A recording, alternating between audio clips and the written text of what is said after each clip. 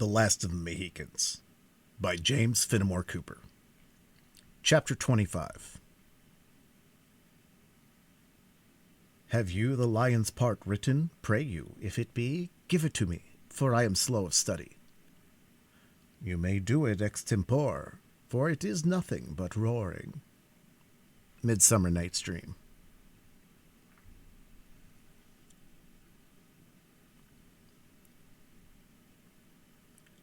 There was a strange blending of the ridiculous with that which was solemn in this scene. The beast still continued its rolling and apparently untiring movements, though its ludicrous attempt to imitate the melody of David ceased the instant the latter abandoned the field. The words of Gamut were, as has been seen, in his native tongue, and to Duncan they seemed pregnant with some hidden meaning, though nothing presented assisted him in discovering the object of their illusion.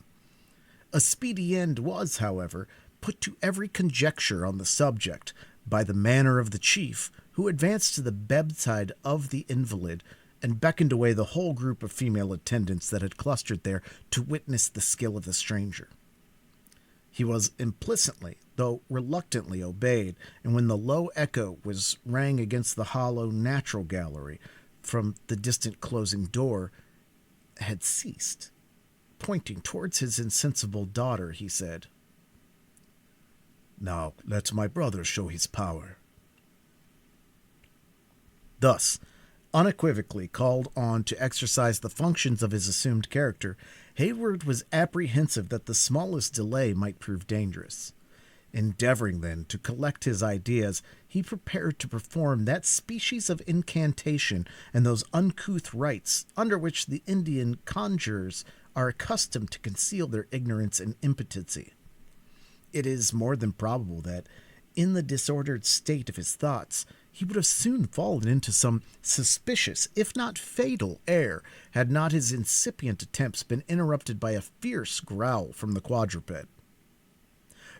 3 several times did he renew his efforts to proceed, and as often was he met by the same unaccountable opposition, each interruption seeming more savage and threatening than the preceding. "The cunning ones are jealous," said the Huron. "I go. Brother, the woman is the wife of one of my bravest young men. Deal justly by her. Peace," he added, beckoning to the contented beast to be quiet. "I go." The chief was as good as his word, and Duncan now found himself alone in that wild and desolate abode with the helpless invalid and the fierce and dangerous brute. The latter listened to the movements of the Indian with that air of sagacity that a bear is known to possess, until another echo announced that he had also left the cavern, when it turned and came waddling up to Duncan, before whom it seated itself in its natural attitude, erect like a man. The youth looked anxiously about him for some weapon with which he might make a resistance against the attack he now seriously expected. It seemed, however, as if the humor of the animal had suddenly changed. Instead of continuing its discontented growls or manifesting any further sign of anger, the whole of its shaggy body shook violently, as if agitated by some strange internal convulsion. The huge and unwieldy talons pawed stupidly about the grinning muzzle, and while Hayward kept his eyes riveted on the movements with jealous watchfulness, the grim head fell on one side, and in its place appeared the honest, sturdy countenance of the scout, who was indulging from the bottom of his soul in his own peculiar expression of merriment. "Hist!" said the wary woodsman, interrupting Hayward's exclamation of surprise. "The varlets are about the place, and any sounds that are not natural to witchcraft would bring them back upon us in a body." "Tell me the meaning of this masquerade, and why have you attempted so desperate an adventure?" Reason and calculation are often outdone by accident, but as a story should always commence at the beginning, I will tell you the whole in order. After we parted, I placed the commandment and the Sagamore in Old Beaver Lodge, where they are safer from the Hurons than they would be in the garrison of Edward, for your high Northwest Indians, not having as yet got the traitors among them, continued to venerate the beaver. After which, Uncas and I pushed for the other encampment, as was agreed. Have you seen the lad?" "To my great grief, he is captive and condemned to die at the rising sun." "I had misgivings that such would be his fate," resumed the scout, in a less confident and joyous tone. But soon regaining his naturally firm voice, he continued, "His bad fortune is the true reason of my being here, for it would never do to abandon such a boy to the Hurons. A rare time the knaves would have of it, could they tie the bounding elk and the long carabine, as they call me, to the same stake. Though why they have given me such a name I never knew, there being as little likeness between the gifts of killdeer and the performance of one of your real Canada carabines as there is between the nature of a pipestone and a flint."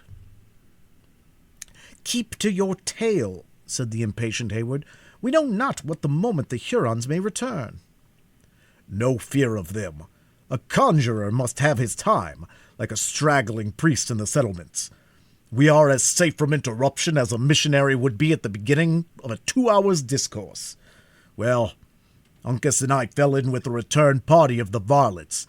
The lad was much too forward for a scout, nay, for that matter, being of hot blood, he was not so much to blame, and, after all, one of the Hurons proved a coward, and in fleeing, led him into an ambushment.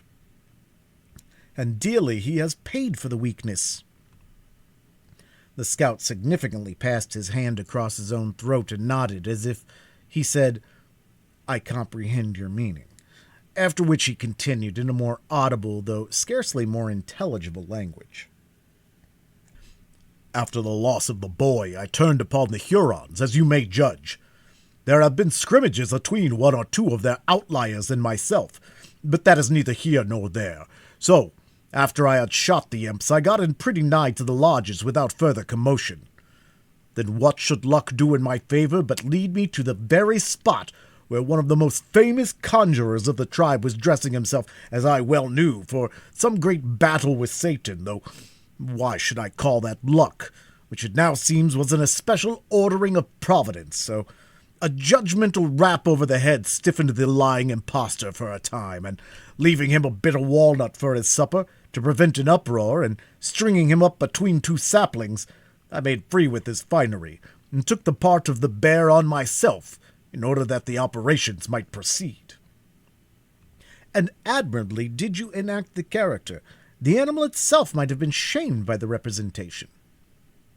"Lord Major," returned the flattered woodsman, "I should be but a poor scholar for one who has studied so long in the wilderness, did I not know how to set forth the movements and nature of such a beast. That had now been a catamount or even the full-sized panther, I would have embellished a performance for you worth regarding. But it is no such marvelous feat to exhibit the feats of so dull a beast, though, for that matter, too, a bear may be overacted. Yes, it is not every imitator that knows nature may be outdone easier than she is equalled. But all our work is yet before us. Where is the gentle one?" "Heaven knows. I have examined every lodge in the village without discovering the slightest trace of her presence in the tribe." "You heard what the singer said as he left us? She is at hand and expects you?" "I have been compelled to believe he alluded to this unhappy woman." The simpleton was frightened and blundered through his message, but he had a deeper meaning. Here are walls enough to separate the whole settlement. A bear ought to climb, therefore I will take a look above them. There may be honeypots hid in these rocks, and I am a beast, you know, that has a hankering for the sweets." The scout looked behind him, laughing at his own conceit, while he clambered up the partition, imitating, as he went, the clumsy motions of the beast he represented. But the instant the summit was gained, he made a gesture for silence, and slid down with the utmost precipitation. "She is here," he whispered, "and by that door you will find her. I would have spoken a word of comfort to the afflicted soul, but the sight of such a monster might upset her reason. Though for that matter, Major, you are none of the most inviting yourself in your paint." Duncan, who had already swung forward eagerly, drew instantly back on hearing those discouraging words. "Am I, then, so very revolting?"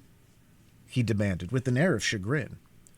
"You might not startle a wolf or turn the Royal Americans from a discharge, but I have seen the time when you had a better-favored look.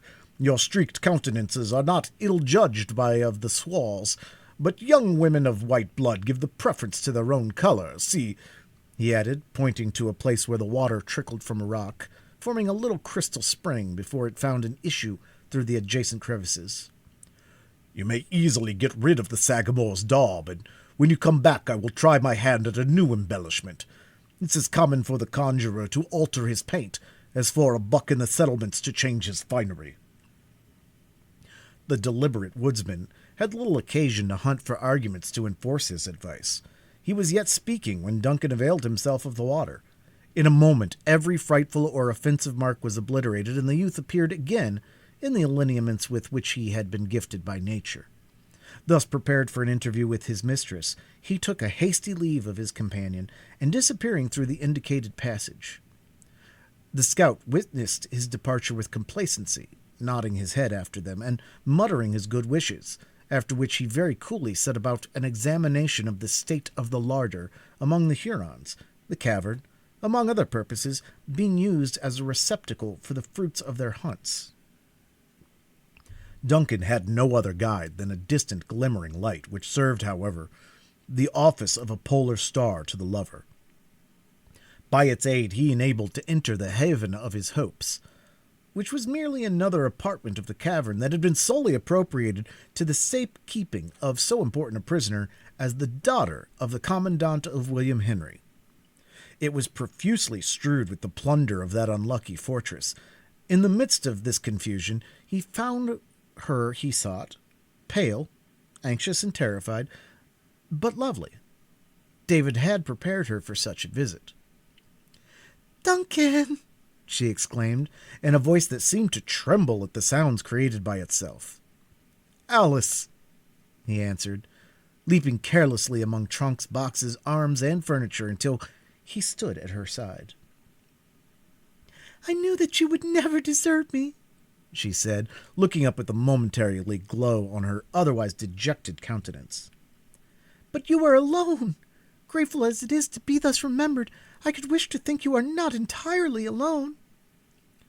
Duncan, observing that she trembled in a manner which betrayed her inability to stand, gently induced her to be seated while he recounted those leading incidents which it has been our task to accord. Alice listened with breathless interest, and though the young man touched lightly on the sorrows of the stricken father, taking care, however, not to wound the self-love of his auditor, the tears ran as freely down the cheeks of the daughter as though she had never wept before.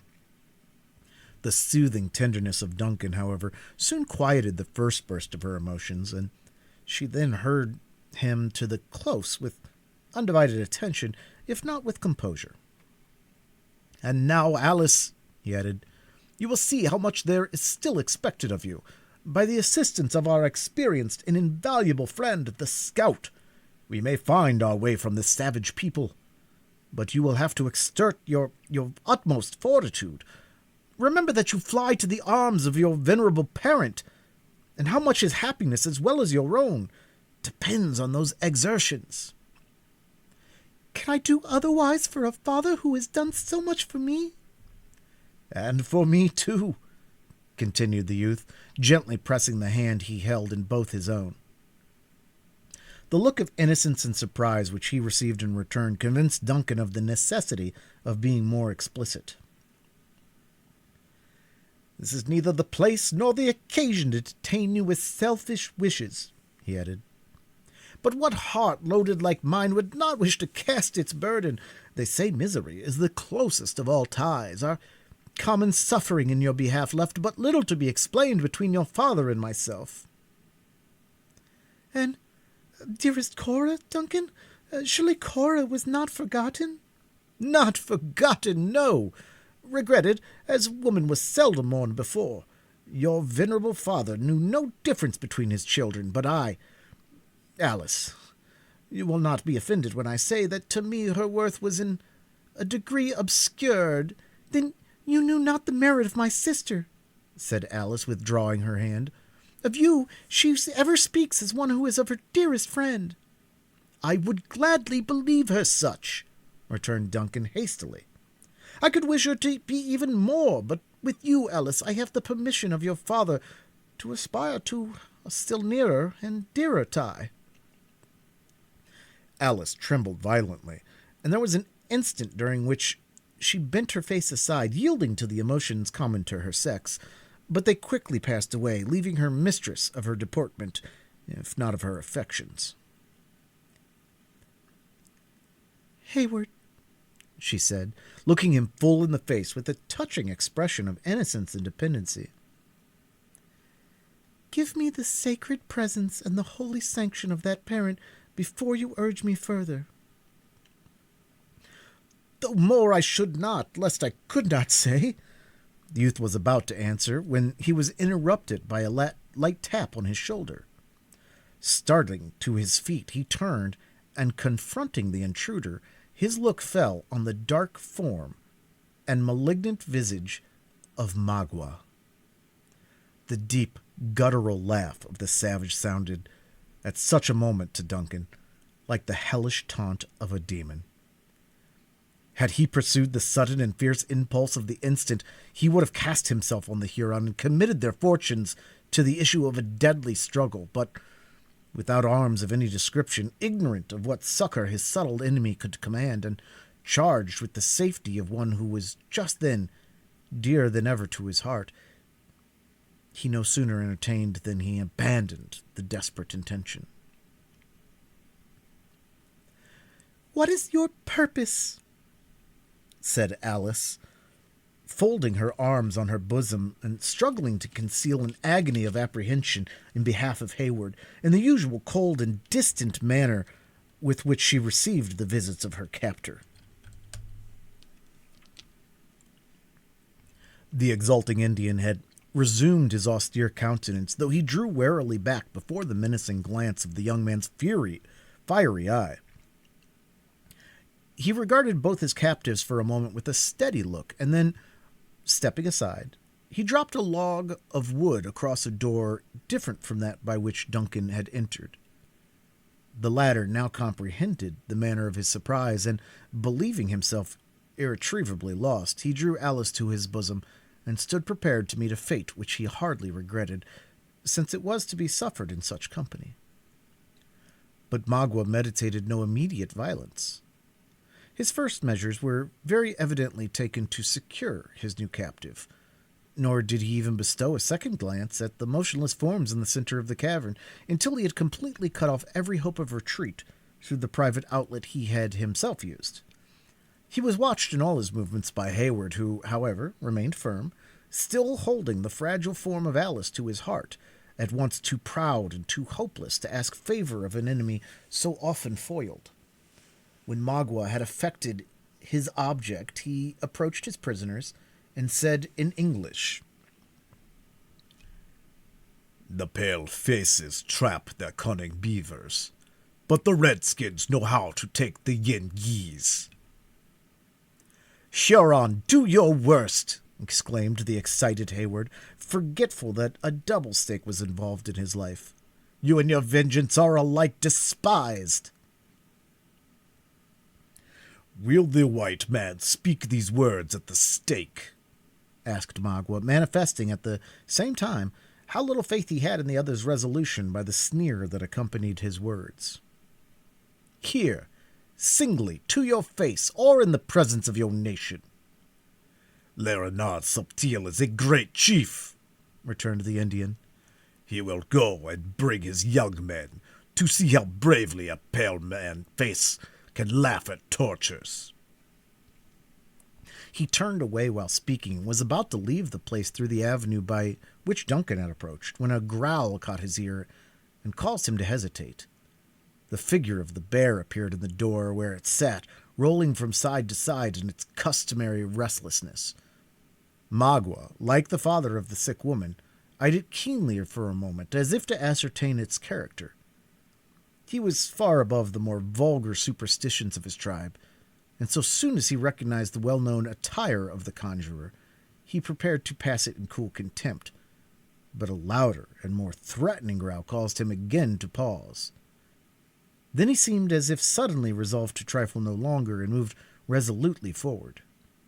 The mimic animal, which had advanced a little, retired slowly in his front, until it arrived again at the pass, then, rearing on his hind legs, it beat the air with its paws in the manner practiced by its brutal prototype. "Fool!" exclaimed the chief in Huron. "Go play with their children and squaws. Leave men to their wisdom." He once more endeavored to pass this supposed empiric, scorning even the parade of threatening to use the knife or tomahawk that was pendant from his belt. Suddenly, the beast extended its arms, or rather legs, and enclosed him in a grasp that might have vied with the far-famed power of the bear hug itself. Hayward had watched the whole procedure on the part of Hawkeye with breathless interest. At first he relinquished his hold of Alice, then he caught up a thong of buckskin which had been used around some bundle, and when he beheld his enemy with his two arms pinned to his side by the iron muscles of the scout, he rushed forward upon him and effectively secured them there. Arms, legs, and feet were encircled in 20 folds of the thong in less time than we have taken to record the circumstance. When the formidable Huron was completely pinioned, the scout released his hold, and Duncan laid his enemy on his back, utterly helpless. Throughout the whole of this sudden and extraordinary operation, Magua, though he had struggled violently, until assured he was in the hands of one whose nerves were far better strung than his own, had not uttered the slightest exclamation.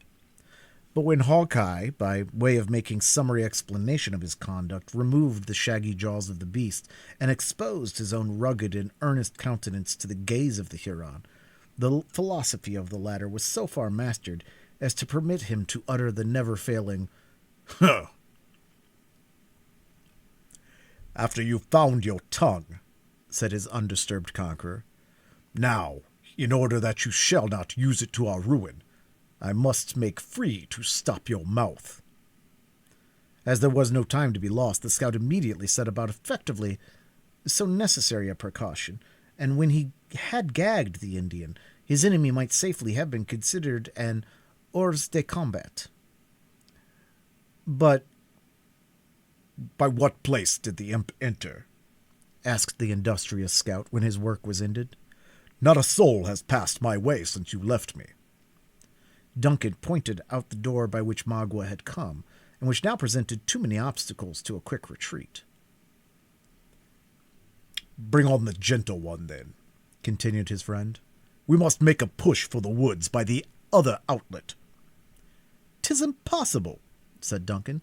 "Fear has overcome her, and she is helpless. Alice, my sweet, my own Alice, arouse yourself. Now is the moment to fly. 'Tis in vain. She hears, but is unable to follow. Go, noble and worthy friend, save yourself, and leave me to my fate." "Every trail has its end, and every calamity brings its lesson," returned the scout. "There, wrap her in them Indian cloths. Conceal all of her little form. Nay, that foot has no fellow in the wilderness. It will betray her, all, every part. Now, take her in your arms and follow. Leave the rest to me." Duncan, as may be gathered from the words of his companion, was eagerly obeying, and as the other finished speaking, he took the light person of Alice in his arms and followed in the footsteps of the scout. They found the sick woman as they had left her, still alone, and passed swiftly on by the natural gallery to the place of entrance. As they approached the little door of bark, a murmur of voices without announced that the friends and relatives of the invalid were gathered about the place, patiently awaiting a summons to re-enter. "If I open my lips to speak," Hawkeye whispered, "my English, which is The genuine tongue of a white-skin will tell the varlets that an enemy is among them. You must give him your jargon, Major, and say that we have shut the evil spirit in the cave and are taking the woman to the woods in order to find strengthening roots.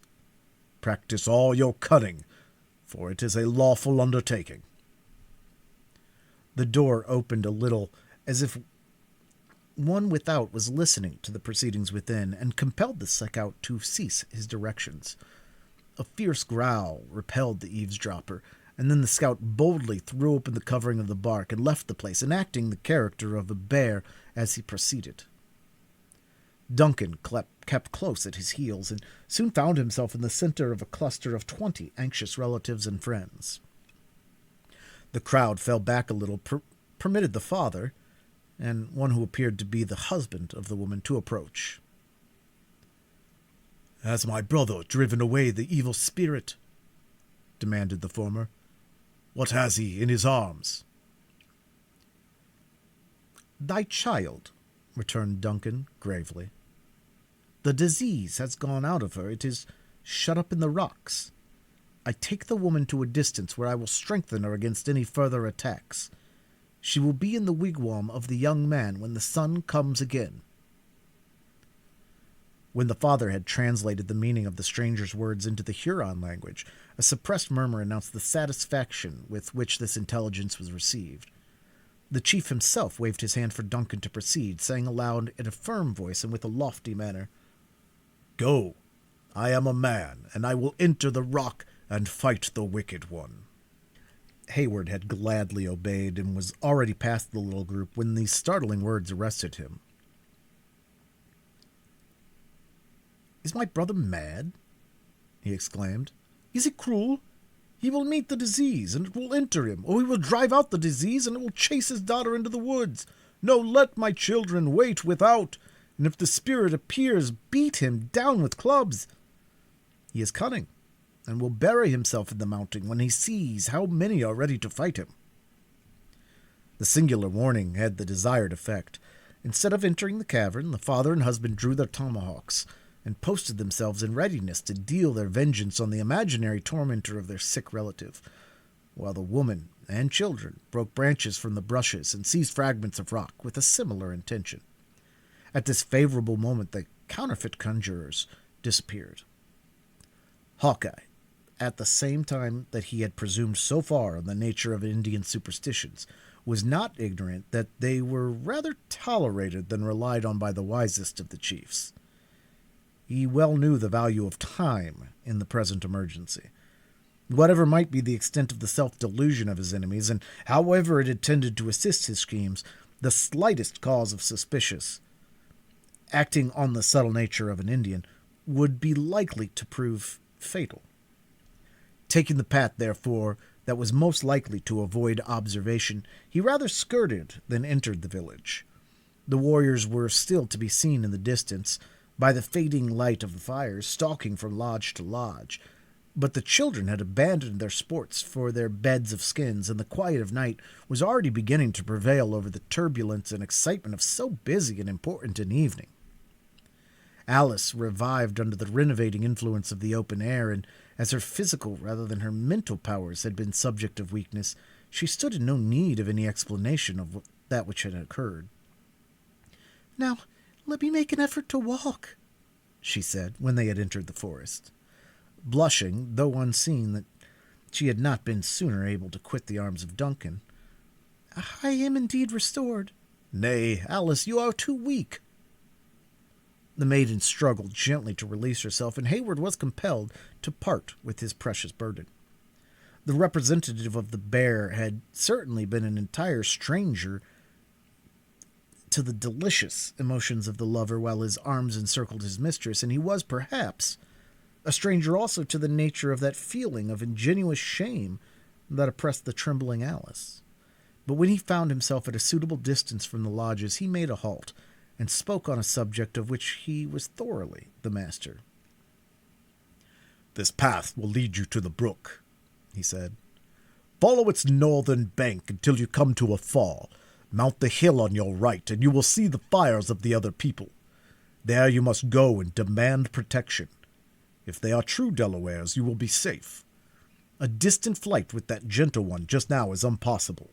The Hurons would follow up our trail and master our scalps before we had got a dozen miles. Go, then Providence be with you." "And you?" demanded Hayward, in surprise. "Surely we part not here?" "The Hurons hold the pride of the Delawares. The last of the high blood of the Mohicans is in their power," returned the scout. "I go to see what can be done in his favor. Had they mastered your scalp, Major, a knave should have fallen for every hair it held, as I promised.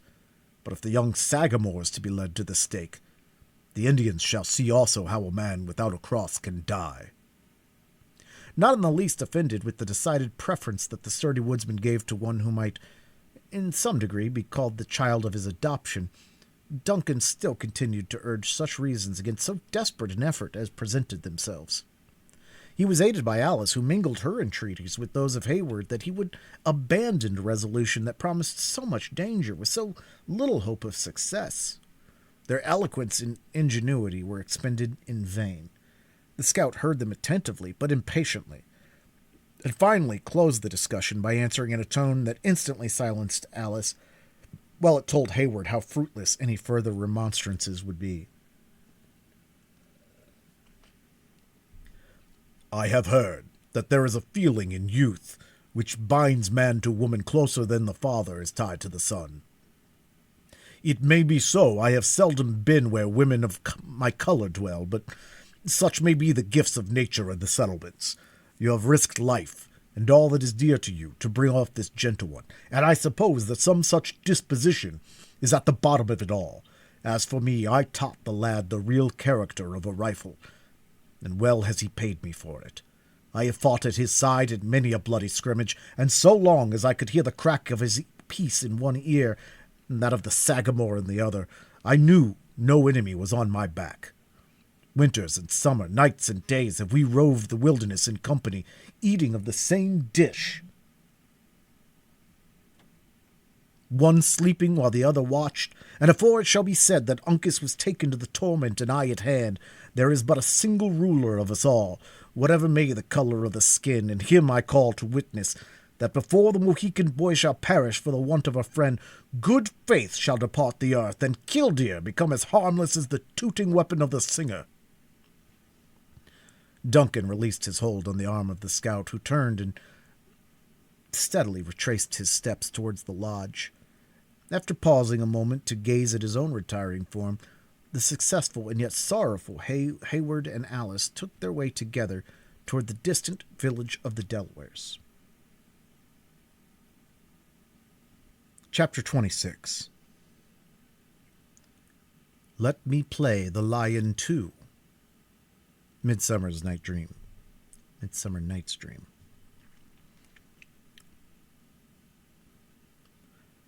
Notwithstanding the high resolution of Hawkeye, he fully comprehended all the difficulties and danger he was about to incur. In his return to the camp, his acute and practiced intellects were intently engaged in devising means to counteract a watchfulness and suspicion on the part of his enemies that he knew were in no degree inferior to his own. Nothing but the color of his skin had saved the lives of Magua and the conjurer, who would have been the first victim sacrificed to his own security had not the scout believed that such an act, however congenial it might be to the nature of an Indian, uttered unworthy of one who boasted a descent from men that knew no cross of blood. Accordingly, he trusted to the withes and ligaments with which he had bound his captives, and pursued his way directly toward the center of the lodges. As he approached the buildings, his steps became more deliberate, and his vigilant eye suffered no sign, whether friendly or hostile, to escape him. A neglected hut was a little in advance of the others, and appears as if it had been deserted when half completed, most probably on account of failing in some of the more important requisites, such as food or water. A faint light glimmered through its cracks, however, and announced that, notwithstanding its imperfect structure, it was not without a tenant. Thither then the scout proceeded like a prudent general, who was about to feel the advanced positions of his enemy before he hazarded the main attack. throwing himself into a suitable posture for the beast he represented. Hawkeye crawled to a little opening where he might command a view of the interior.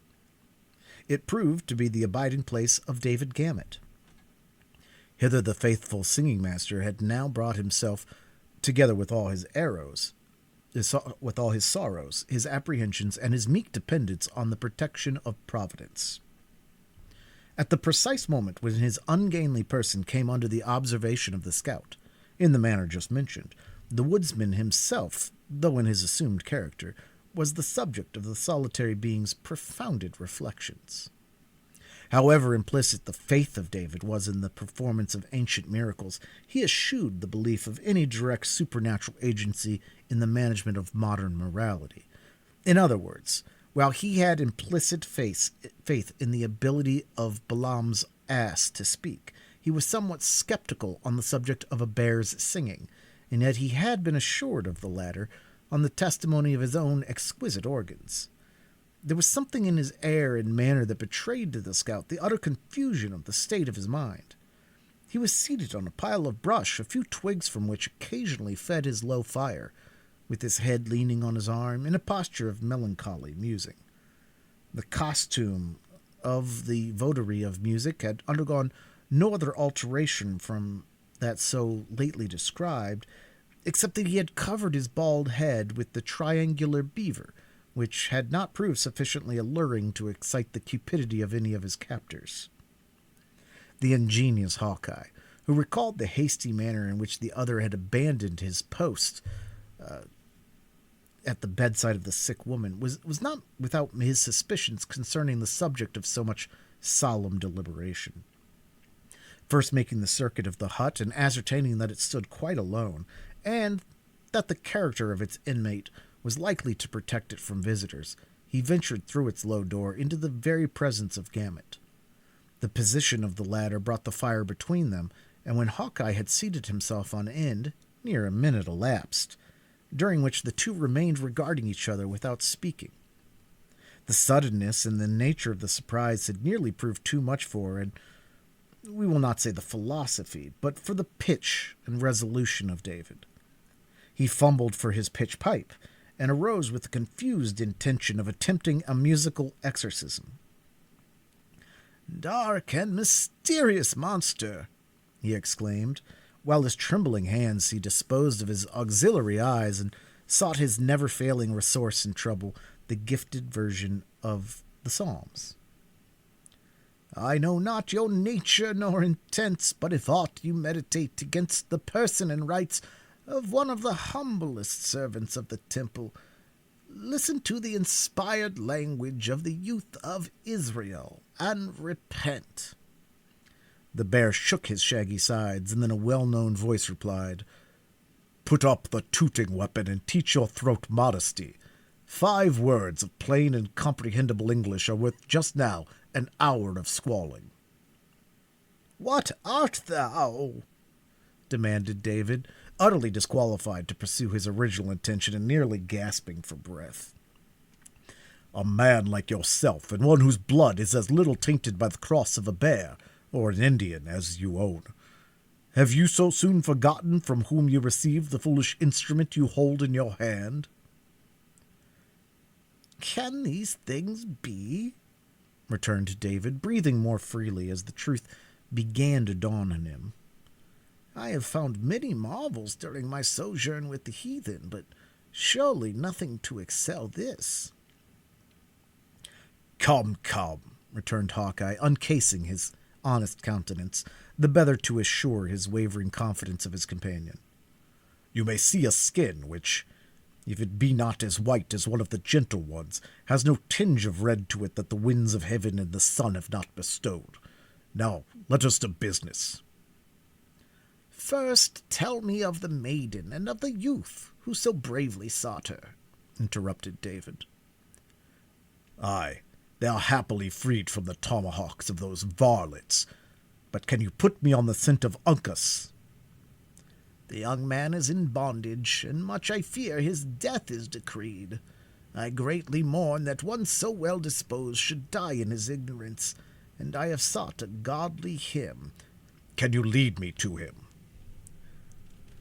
"The task will not be difficult," returned David, hesitating, "though I greatly fear your presence would rather increase than mitigate his unhappy misfortunes."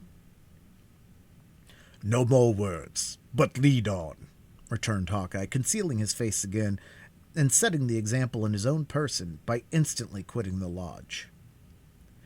As they proceeded, the scout ascertained that his companion found access to Uncas under privilege of his imaginary infirmity, aided by the favor he had acquired with one of the guards who, in consequence of speaking a little English, had been selected by David as the subject of a religious conversion. How far the Huron comprehended the intentions of his new friend may well be doubted, but as exclusive attention is as flattering to a savage as to a more civilized individual, it had produced the effect we have mentioned. It is unnecessary to repeat the shrewd manner with which the scout extracted these particulars from the simple David. Neither shall we dwell in this place on the nature of the instruction he delivered when completely master of all the necessary facts, as the whole will sufficiently be explained to the reader in the course of the narrative. The lodge in which Uncas was confined was in the very center of the village, and in a situation perhaps more difficult than any other to approach or leave without observation. But it was not the policy of Hawkeye to effect the least concealment. Presuming on his disguise and his ability to sustain the character he had assumed, he took the most plain and direct route to the place. The hour, however, afforded him some little of that protection which he appeared so much to despise. The boys were already buried in sleep, and all the women and most of the warriors had retired to their lodges for the night. 4 or 5 of the latter only lingered about the door of the prison of Uncas, wary but close observers of the matter of their captive.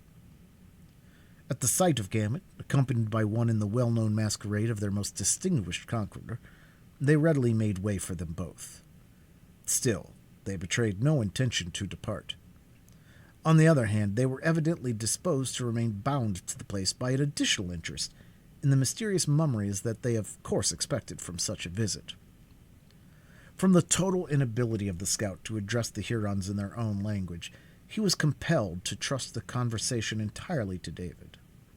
Notwithstanding the simplicity of the latter, he did ample justice to the instructions he had received, more than fulfilling the strongest hopes of his teacher. "The Delawares are women," he exclaimed, addressing himself to the savage, who had a slight understanding of the language in which he spoke. "The Yengeese, my foolish countrymen, have told them to take up the tomahawk and strike their fathers in the Canadas, and they have forgotten their sex. Does my brother wish to hear Le Sieur Fagil ask for his petticoats and see him weep before the Hurons at the stake?" The exclamation, "Huh!" delivered in such a strong tone of assent, announced the gratification the savage would receive in witnessing such an exhibition of weakness in an enemy so long hated and so much feared. "Then let him step aside, and the cunning man will blow upon the dog. Tell it to my brothers." The Huron explained the meaning of David to his fellows, who, in their turn, listened to the project with that sort of satisfaction that their untamed spirits might be expected to find in such a refinement in cruelty. They drew back a little from the entrance and motioned to the supposed conjurer to enter. But the bear, instead of obeying, maintained the seat it had taken and growled. "The cunning man is afraid that his breath will blow upon his brothers and take away their courage too," continued David, improving the hint he received. They must stand further off." The Hurons, who would have deemed such misfortune the heaviest calamity that could befall them, fell back in a body, taking a position where they were out of earshot, though at the same time they could command a view of the entrance to the lodge. Then, as if satisfied of their safety, the scout left his position and slowly entered the place. It was silent and gloomy, being tenanted solely by the captive, and lighted by the dying embers of a fire which had been used for the purpose of cookery. Uncas occupied a distant corner in a reclining attitude, being rigidly bound, both hands and feet, by strong and painful withes. When the frightful object first presented itself to the young Mohican, he did not deign to bestow a single glance on the animal. The scout, who had left David at the door to ascertain that they were not observed, thought it prudent to preserve his disguise until assured of their privacy. Instead of speaking, therefore, he exerted himself to enact one of the antics of the animal he represented. The young Mohican, who at first believed his enemies had sent in a real beast to torment him and to try his nerve, detected in those performances that to Hayward had appeared so accurate certain blemishes that at once betrayed the counterfeit. Had Hawkeye been aware of the low estimation in which the skillful Uncas held his representations, he would probably have prolonged the entertainment a little in pique. But the scornful expression of the young man's eye admitted of so many constructions that the worthy scout was spared the mortification of such a discovery. As soon, therefore, as David gave the preconcerted signal, a low hissing sound was heard in the lodge in place of the fierce growlings of the bear. Uncas had cast his body back against the wall of the hut and closed his eyes as if willing to exclude so contemptible and disagreeable an object from his sight. But the moment the noise of the serpent was heard, he arose and cast his looks on either side of him, bending his head low and turning it inquiringly in every direction until his keen eye rested on the shaggy monster, where it remained riveted, as though fixed by the power of a charm. Again the same sounds were repeated, evidently proceeding from the mouth of the beast. Once more the eyes of the youth roamed over the interior of the lodge, and returning to their former resting place, he uttered in a deep, suppressed voice, "Hawkeye?" "Cut his bands," said Hawkeye to David, who just then approached them. The singer did as he was ordered, and Uncas found his limbs released. At the same moment the dried skin of the animal rattled, and presently the scout arose to his feet in proper person. The Mohican appeared to comprehend the nature of the attempt his friend had made intuitively, neither tongue nor feature betraying another symptom of surprise. When Hawkeye had cast his shaggy vestment, which was done by simply loosing certain thongs of skin, he drew a long, glittering knife and put it in the hands of Uncas. "The red Hurons are without," he said. "Let us be ready." At the same time he laid his fingers significantly on another similar weapon, both being the fruits of his prowess among their enemies during the evening. "We will go," said Uncas. "Whither?" "To the tortoises. They are the children of my grandfathers." "Aye, lad," said the scout in English, a language he was apt to use when a little abstracted in mind. "The same blood runs in your veins, I believe, but time and distance has a little changed its color. What shall we do with the Mingos at the door?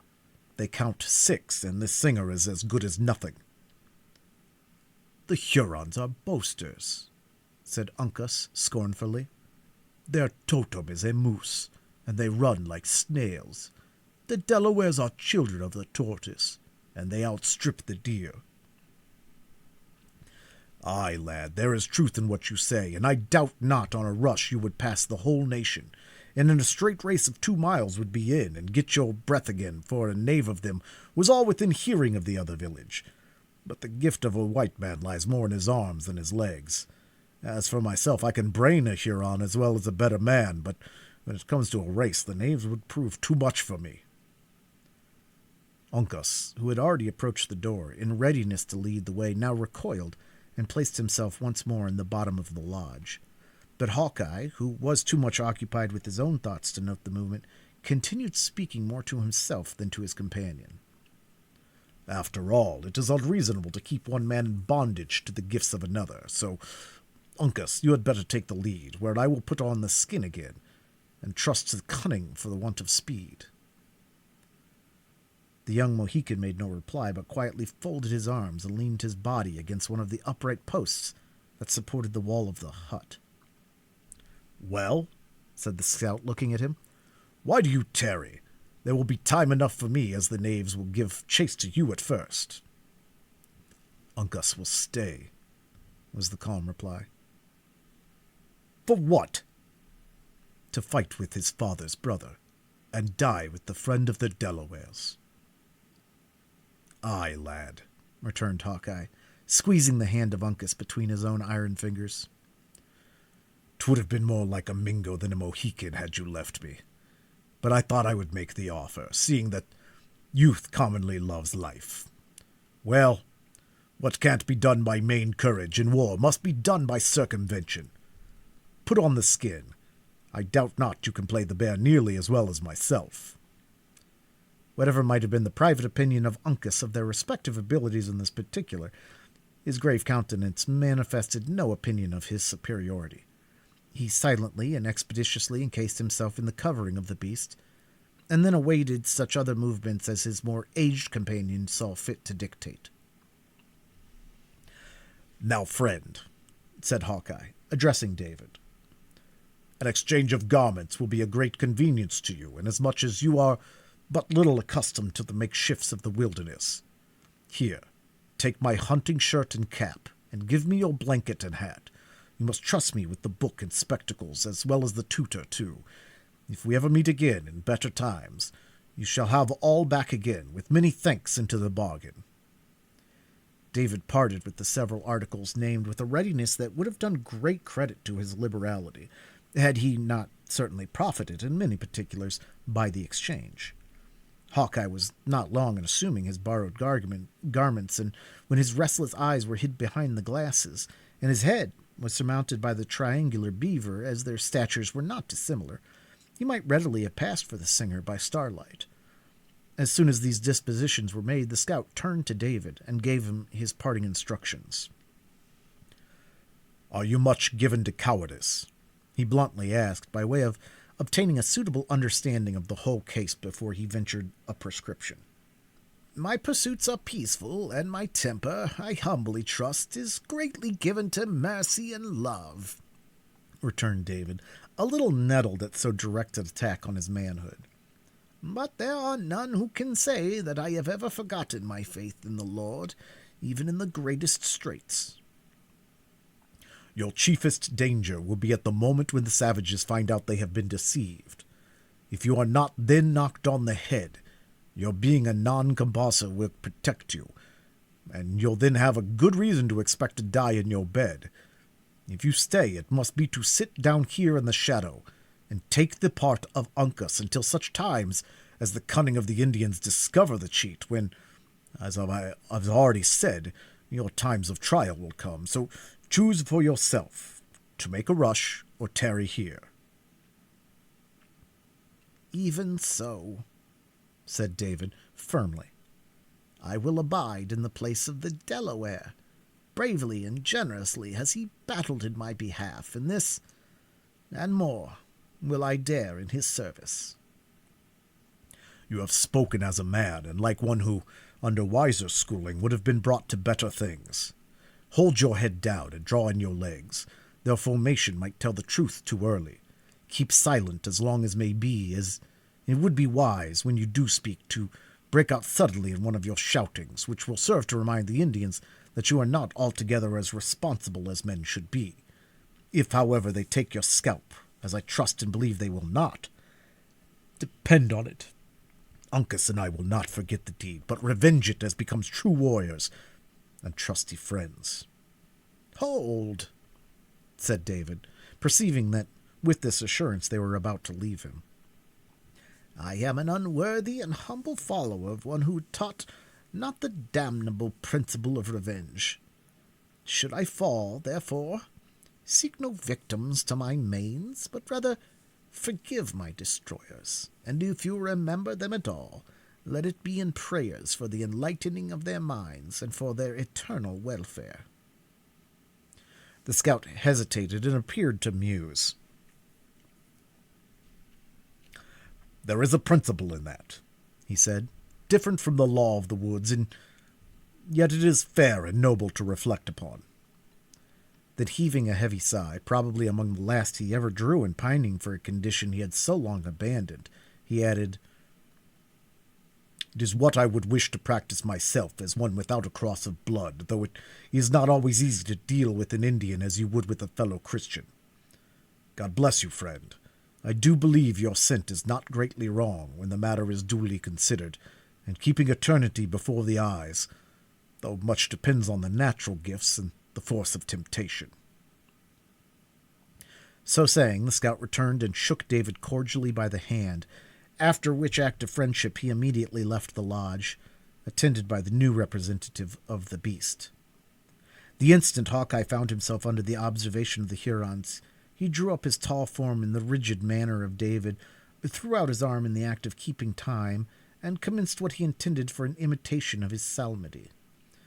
Happily for the success of this delicate adventure, he had to deal with ears but little practiced in the concord of sweet sounds, or the miserable effort would infallibly have been detected. It was necessary to pass within a dangerous proximity of the dark group of the savages, and the voice of the scout grew louder as they drew nigher. When at the nearest point, the Huron who spoke the English thrust out an arm and stopped the supposed singing master. "The Delaware dog," he said, leaning forward and peering through the dim light to catch the expression of the other's features. "Is he afraid? Will the Hurons hear his groans?" A growl, so exceedingly fierce and natural, proceeded from the beast that the young Indian released his hold and startled aside, as if to assure himself that it was not a veritable bear and no counterfeit that was rolling before him. Hawkeye, who feared his voice would betray him to his subtle enemies, gladly profited by the interruption to break it out anew in such bursts of musical expression as would, probably, in a more refined state of society, have been termed a grand crash. Among his actual auditors, however, it merely gave him additional claim to that respect which they never withhold from such as are believed to be the subjects of mental alienation. The little knot of Indians drew back in a body and suffered, as they thought, the conjurer and his inspired assistant to proceed. It required no common exercise of fortitude in Uncas and the scout to continue the dignified and deliberate pace they had assumed in passing the lodge, especially as they immediately perceived that curiosity had so far mastered fear as to induce the watchers to approach the hut in order to witness the effect of the incantations. The least injudicious or impatient movement on the part of David might betray them, and time was absolutely necessary to ensure the safety of the scout. The loud noise the latter conceived it politic to continue drew many curious gazers to the doors of the different huts as they passed, and once or twice a dark-looking warrior stepped across the path, led to the act by superstition and watchfulness. They were not, however, interrupted. The darkness of the hour and the boldness of the attempt proved their principal friends.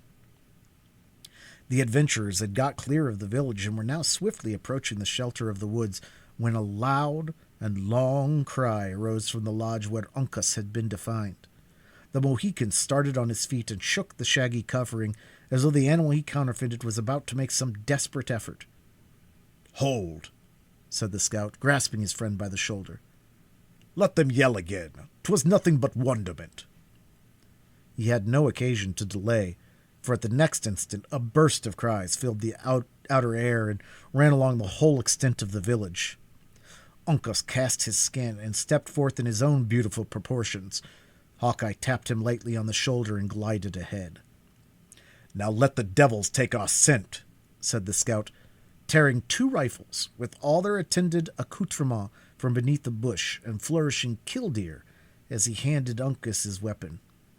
2 at least will find it to their deaths. Then, throwing their pieces to a low trail, like sportsmen in readiness for their game, they dashed forward and soon were buried in somber darkness of the forest. Chapter 27. I shall remember when Caesar says, "Do this, it is performed." Julius Caesar.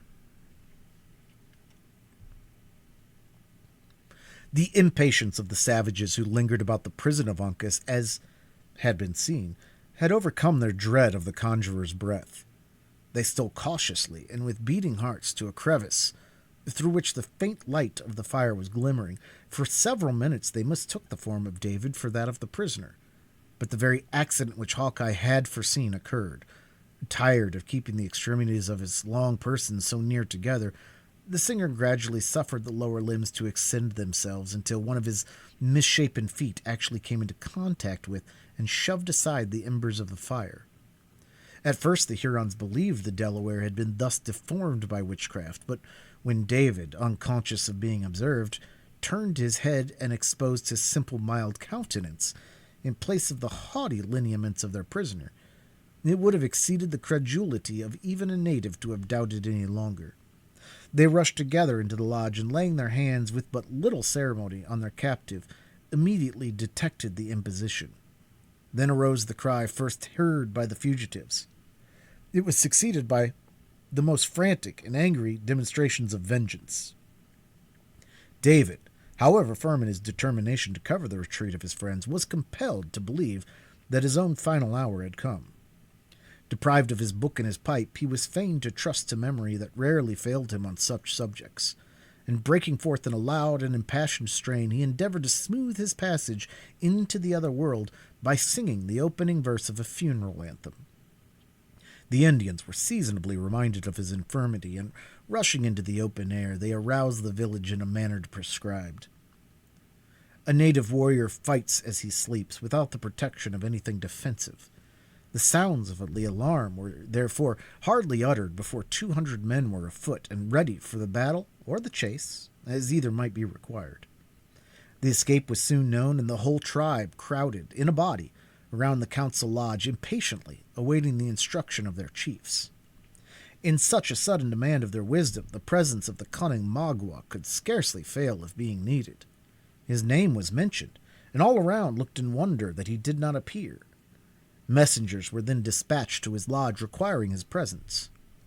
In the meantime, some of the swiftest and most discreet of the young men were ordered to make the circuit of the clearing, under cover of the woods, in order to ascertain that their suspected neighbors, the Delawares, designed no mischief.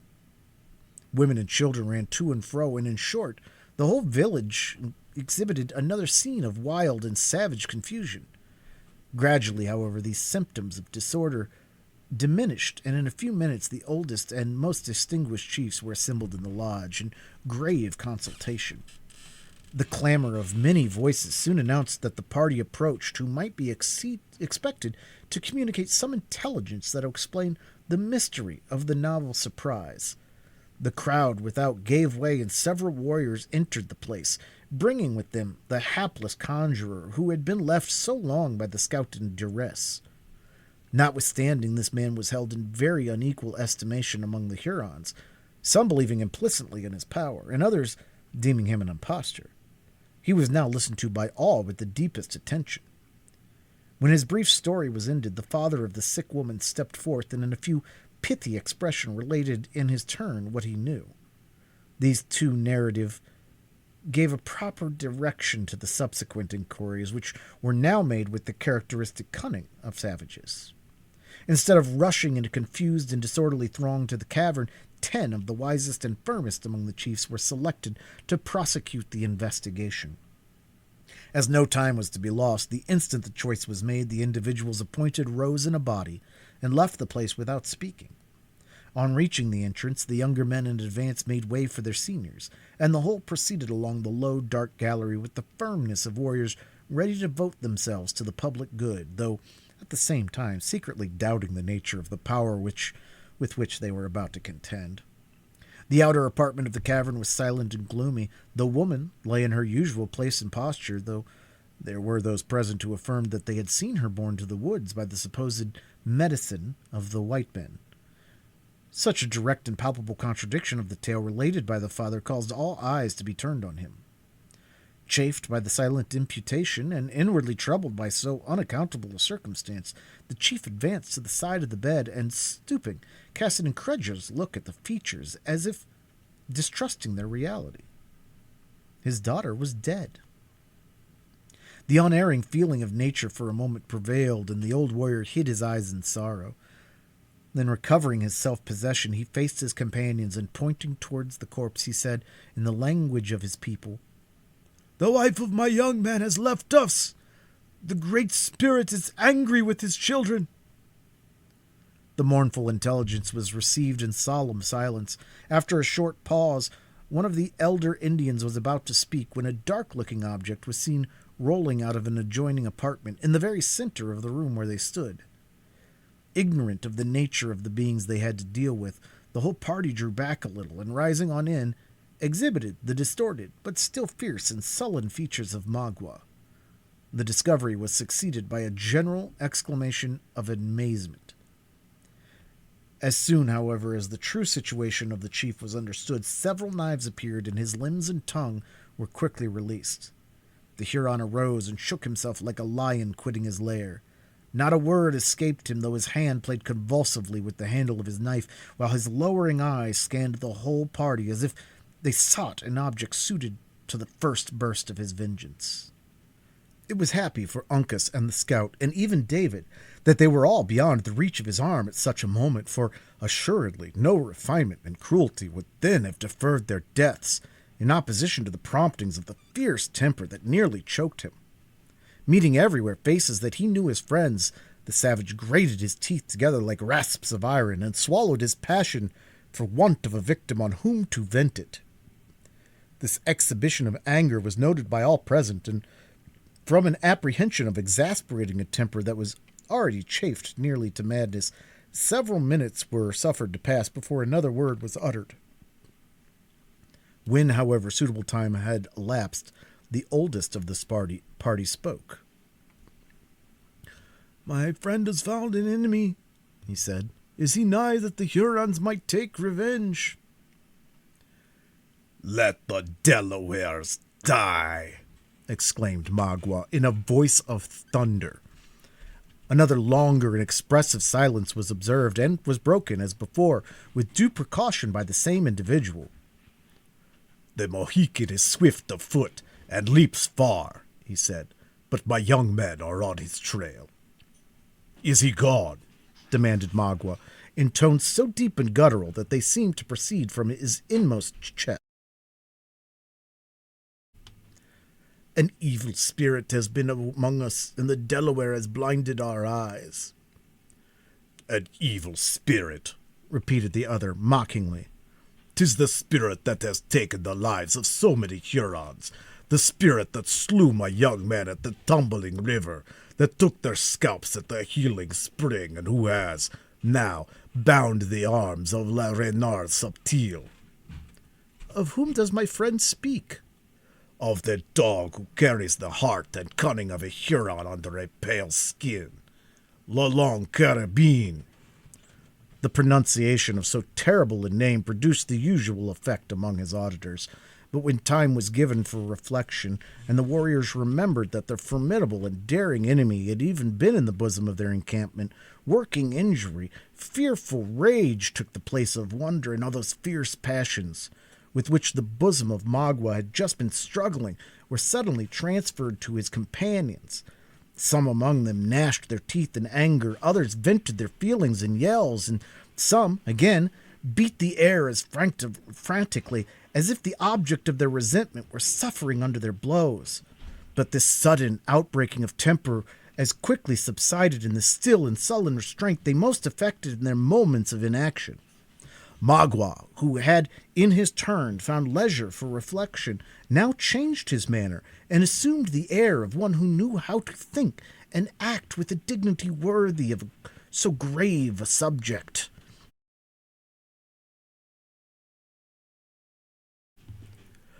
"Let us go to my people," he said. "They wait for us." His companions consented in silence, and the whole of the savage party left the cavern and returned to the council lodge.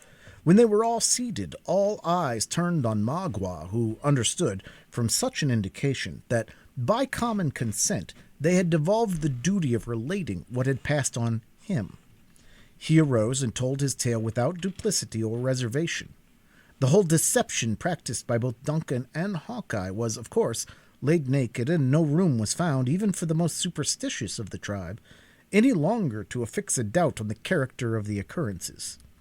It was but too apparent that they had been insultingly, shamefully, disgracefully deceived. When he had ended and resumed his seat, the collected tribe, for his auditors, in substance, included all the fighting men of the party, sat regarding each other like men astonished equally at the audacity and the success of their enemies. The next consideration, however, was the means and opportunities for revenge. Additional pursuers were sent on the trail of the fugitives, and then the chiefs applied themselves, in earnest, to the business of consultation. Many different expedients were proposed by the elder warriors, in succession, to all of which Magua was a silent and respectful listener. That subtle savage had recovered his artifice and self-command, and now proceeded towards his object with his customary caution and skill. It was only when each one disposed to speak had uttered his sentiments that he prepared to advance his own opinions. They were given with additional weight from the circumstance that some of the runners had already returned and reported that their enemies had been traced so far as to leave no doubt of their having sought safety in the neighboring camp of their suspected allies, the Delawares. With the advantage of possessing this important intelligence, the chief warily laid his plans before his fellows, and, as might have been anticipated from his eloquence and cunning, they were adopted without a dissenting voice. They were, briefly, as follows, both in opinions and in motives.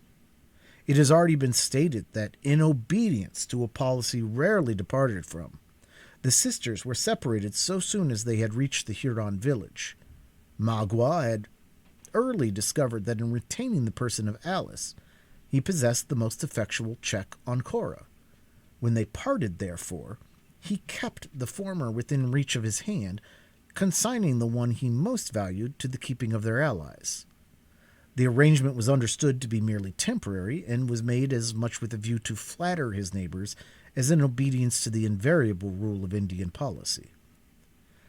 While goaded incessantly by these revengeful impulses that in a savage seldom slumber, the chief was still attentive to his more permanent personal interests. The follies and disloyalty committed in his youth were to be expiated by a long and painful penance, ere he could be restored to the full enjoyment of the confidence of his ancient people. And without confidence there could be no authority in an Indian tribe. In this delicate and arduous situation, the crafty native had neglected no means of increasing his influence, and one of the happiest of his expedients had been the success with which he had cultivated the favor of their powerful and dangerous neighbors. The result of his experiment had answered all the expectations of his policy, for the Hurons were in no degree exempt from that governing principle of nature which induces man to value his gifts precisely in the degree that they are appreciated by others. But while he was making this ostensible sacrifice to general considerations, Magua never lost sight of his individual motives. The latter had been frustrated by his unlooked-for events which had placed all his prisoners beyond his control, and he now found himself reduced to the necessity of suing for favors to those whom it had so lately been his policy to oblige. Several of the chiefs had proposed deep and treacherous schemes to surprise the Delawares, and, by gaining possession of their camp, to recover their prisoners by the same blow, for all agreed that their honor, their interests, and the peace and happiness of their dead countrymen imperiously required them speedily to immolate some victims to their revenge. But plans, so dangerous to attempt, and of such doubtful issue, Magua found little difficulty in defeating. He exposed their risk and fallacy with his usual skill, and it was only after he had removed every impediment in the shape of opposing advice that he ventured to propose his own projects. He commenced by flattering the self-love of his auditors, a never-failing method of commanding attention. When he had enumerated that many different occasions on which the Hurons had exhibited their courage and prowess, in the punishment of insults, he digressed in a high encomium of the virtue of wisdom. He painted the quality as forming the great point of difference between the beaver and other brutes, between the brutes and men, and finally between the Hurons, in particular, and the rest of the human race. After he had sufficiently extolled the property of discretion, he undertook to exhibit in what manner its use was applicable to the present situation of their tribe. On the one hand, he said, was their great pale father, the governor of the Canadas, who had looked upon his children with a hard eye since their tomahawks had been so red. On the other, a people as numerous as themselves, who spoke a different language, possessed different interests, and loved them not, and who would be glad of any pretense to bring them in disgrace with the great white chief. Then he spoke of their necessities, of the gifts they had a right to expect for their past services, of their distance from their proper hunting grounds and native villages, and of the necessity of consulting prudence more and inclination less in so critical circumstances. When he perceived that, while the old men applauded his moderation, many of the fiercest and most distinguished of the warriors listened to these politic plans with lowering looks, he cuttingly led them back to the subject which they most loved. He spoke openly of the fruits of their wisdom, which he boldly pronounced would be a complete and final triumph over their enemies. He even darkly hinted that their success might be extended with proper caution in such a manner as to include the destruction of all whom they had reason to hate. In short, he so blended the warlike with the artful, the obvious with the obscure, as to flatter the propensities of both parties and to leave to each subject of hope, while neither could say it clearly comprehended his intentions. The orator, or the politician, who can produce such a state of things is commonly popular with his contemporaries, however he may be treated by posterity. All perceived that more was meant than was uttered, and each one believed that the hidden meaning was precisely such as his own faculties enabled him to understand, or his own wishes led him to anticipate. In this happy state of things, it's not surprising that the management of Magua prevailed. The tribe consented to act with deliberation, and with one voice they committed the direction of the whole affair to the government of the chief who had suggested such wise and intelligible expedients. Magua now attained one great object of all his cunning and enterprise. The ground he had lost in favor of his people was completely regained, and he found himself even placed at the head of affairs. He was, in truth, their ruler, and so long as he could maintain his popularity, no monarch could be more despotic, especially while the tribe continued in a hostile country. Throwing off, therefore, the appearance of consultation, he assumed the grave air of authority necessary to support the dignity of his office. Runners were dispatched for intelligence in different directions. Spies were ordered to approach and feel the encampment of the Delawares. The warriors were dismissed to their lodges with an intimation that their services would soon be needed, and the women and children were ordered to retire, with a warning that it was their province to be silent.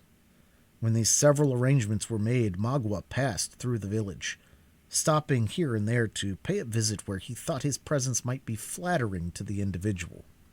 He confirmed his friends in their confidence, fixed the wavering, and gratified all. Then he sought his own lodge.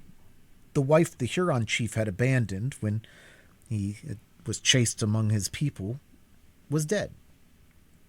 Children he had none, and he now occupied a hut without companion of any sort. It was, in fact, the dilapidated and solitary structure in which David had been discovered, and whom he had tolerated in his presence on those few occasions when they met, with the contemptuous indifference of a haughty superiority. Hither, then, Magua retired when his labors of policy were ended. While others slept, however, he neither knew or sought repose. Had there been one sufficiently curious to have watched the movements of the newly elected chief, he would have seen him seated in the corner of his lodge, musing on the subject of his further plans, from the hour of his retirement to the time he had appointed for the warriors to assemble again. Occasionally the air breathed through the crevices of the hut, and the low flame that fluttered about the embers of the fire threw their wavering light on the person of the sullen recluse. At such moments it would not have been difficult to have fancied the dusky savage the prince of darkness, brooding on his own fancied wrongs and plotting evil. Long before the day dawned, however, warrior after warrior entered the solitary hut of Magua until they had collected to the number of 20. Each bore his rifle and all the other accoutrements of war, though the paint was uniformly peaceful. The entrance of these fierce-looking beings was unnoticed, some seating themselves in the shadows of the place, and others standing like motionless statues until the whole of the designated band was collected. Then Magua arose and gave the signal to proceed, marching himself in advance. They followed their leader singly, and in that well-known order which was obtained the distinguished appellation of Indian file. Unlike other men engaged in the spirit-stirring business of war, they stole from their camp unostentatiously,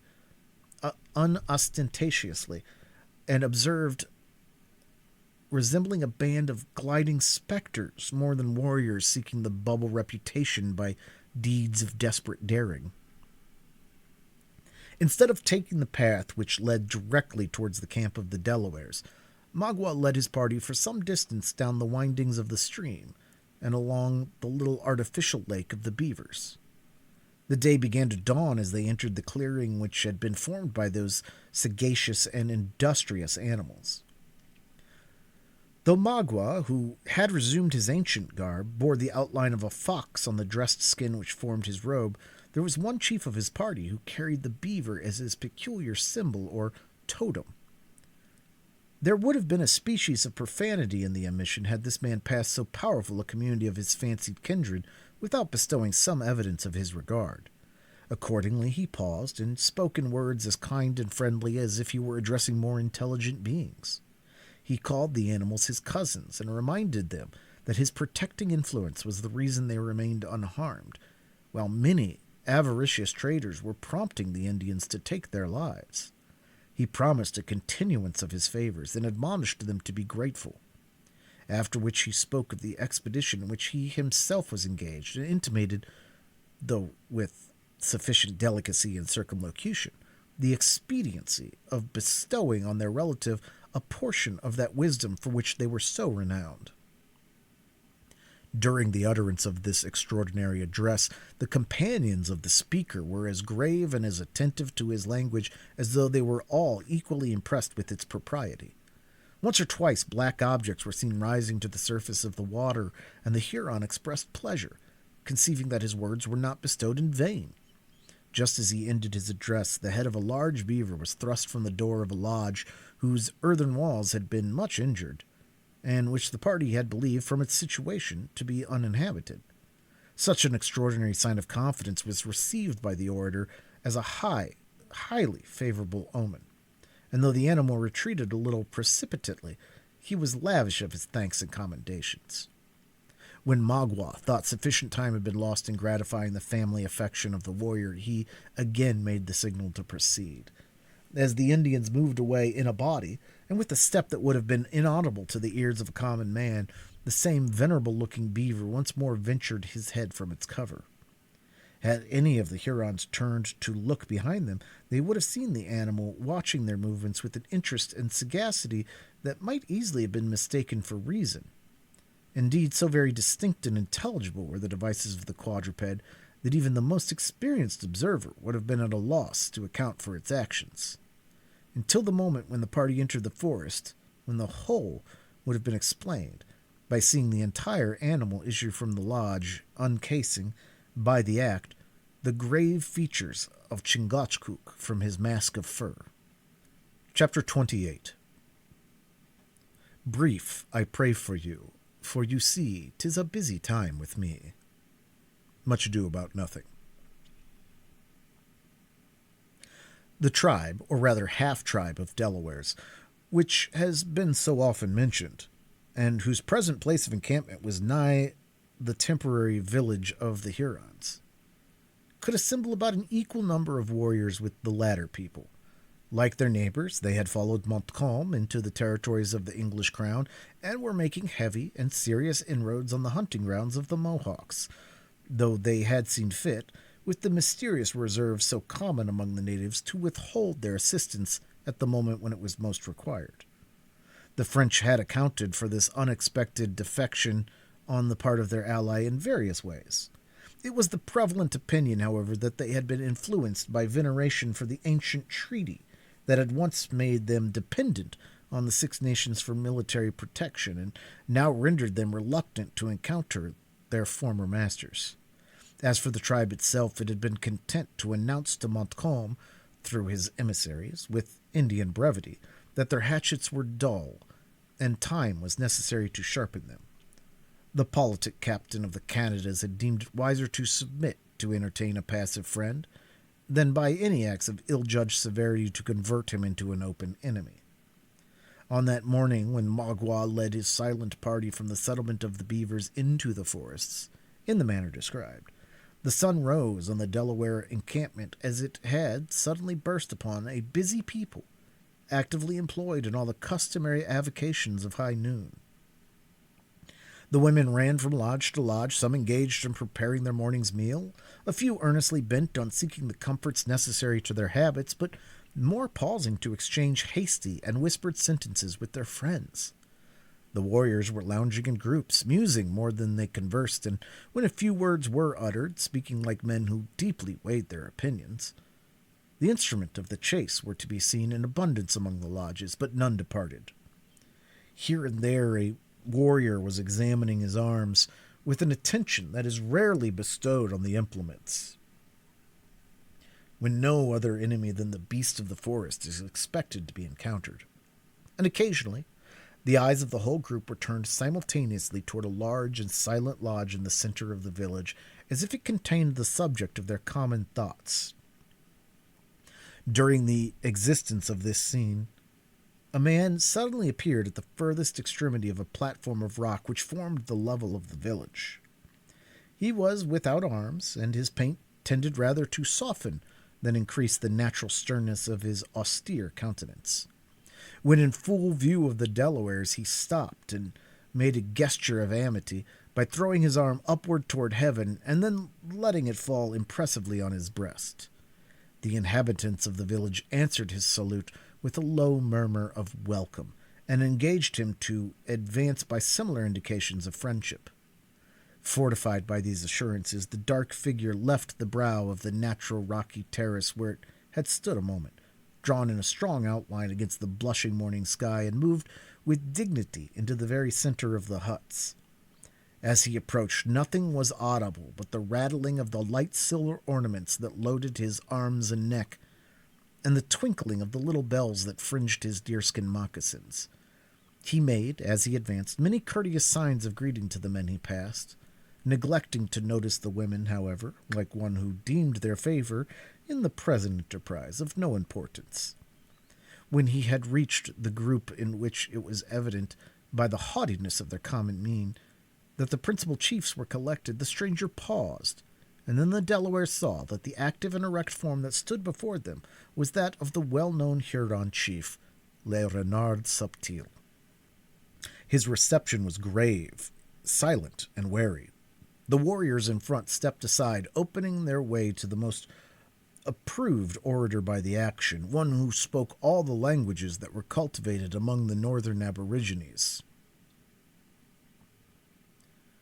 "The wise Huron is welcome," said the Delaware, in the language of the Maquas. "He is welcome to eat his succotash with his brothers of the lakes." "He is come," repeated Magua, bending his head with the dignity of an eastern prince. The chief extended his arm, and taking the other by the wrist, they once more exchanged friendly salutations. Then the Delaware invited his guest to enter his own lodge and share his morning meal.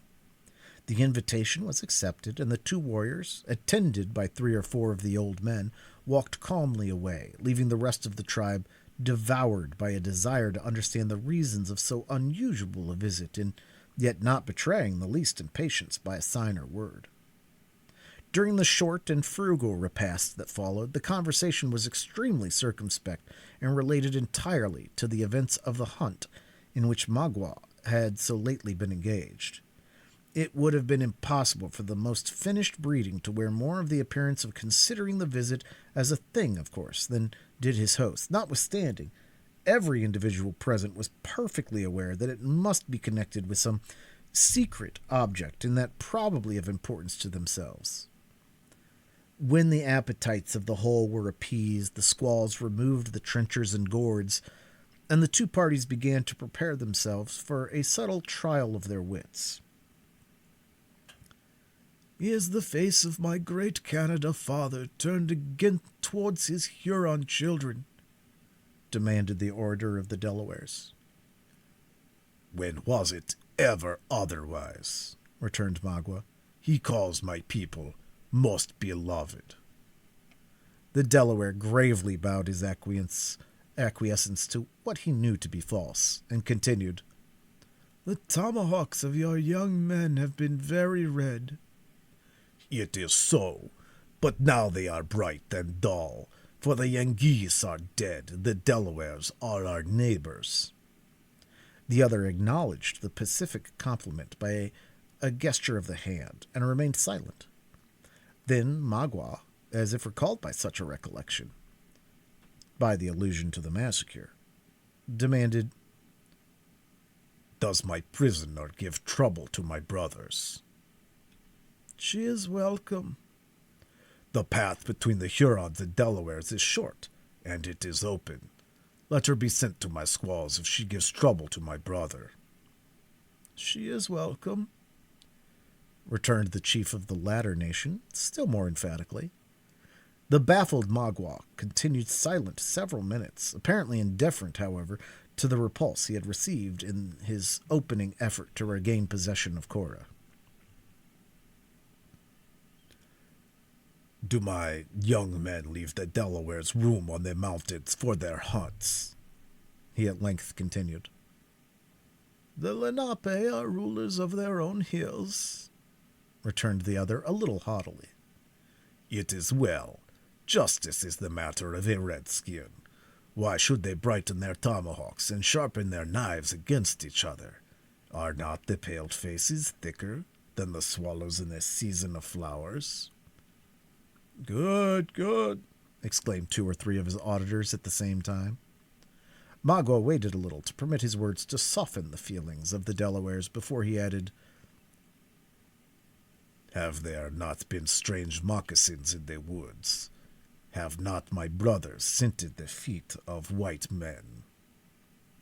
Let my Canada father come, returned the other evasively. His children are ready to see him. When the great chief comes to smoke with the Indians in their wigwams, the Hurons say, too, he is welcome, but the Yengeese have long arms and legs that never tire. My young men dreamed they had seen the trail of the Yengeese nigh the village of the Delawares.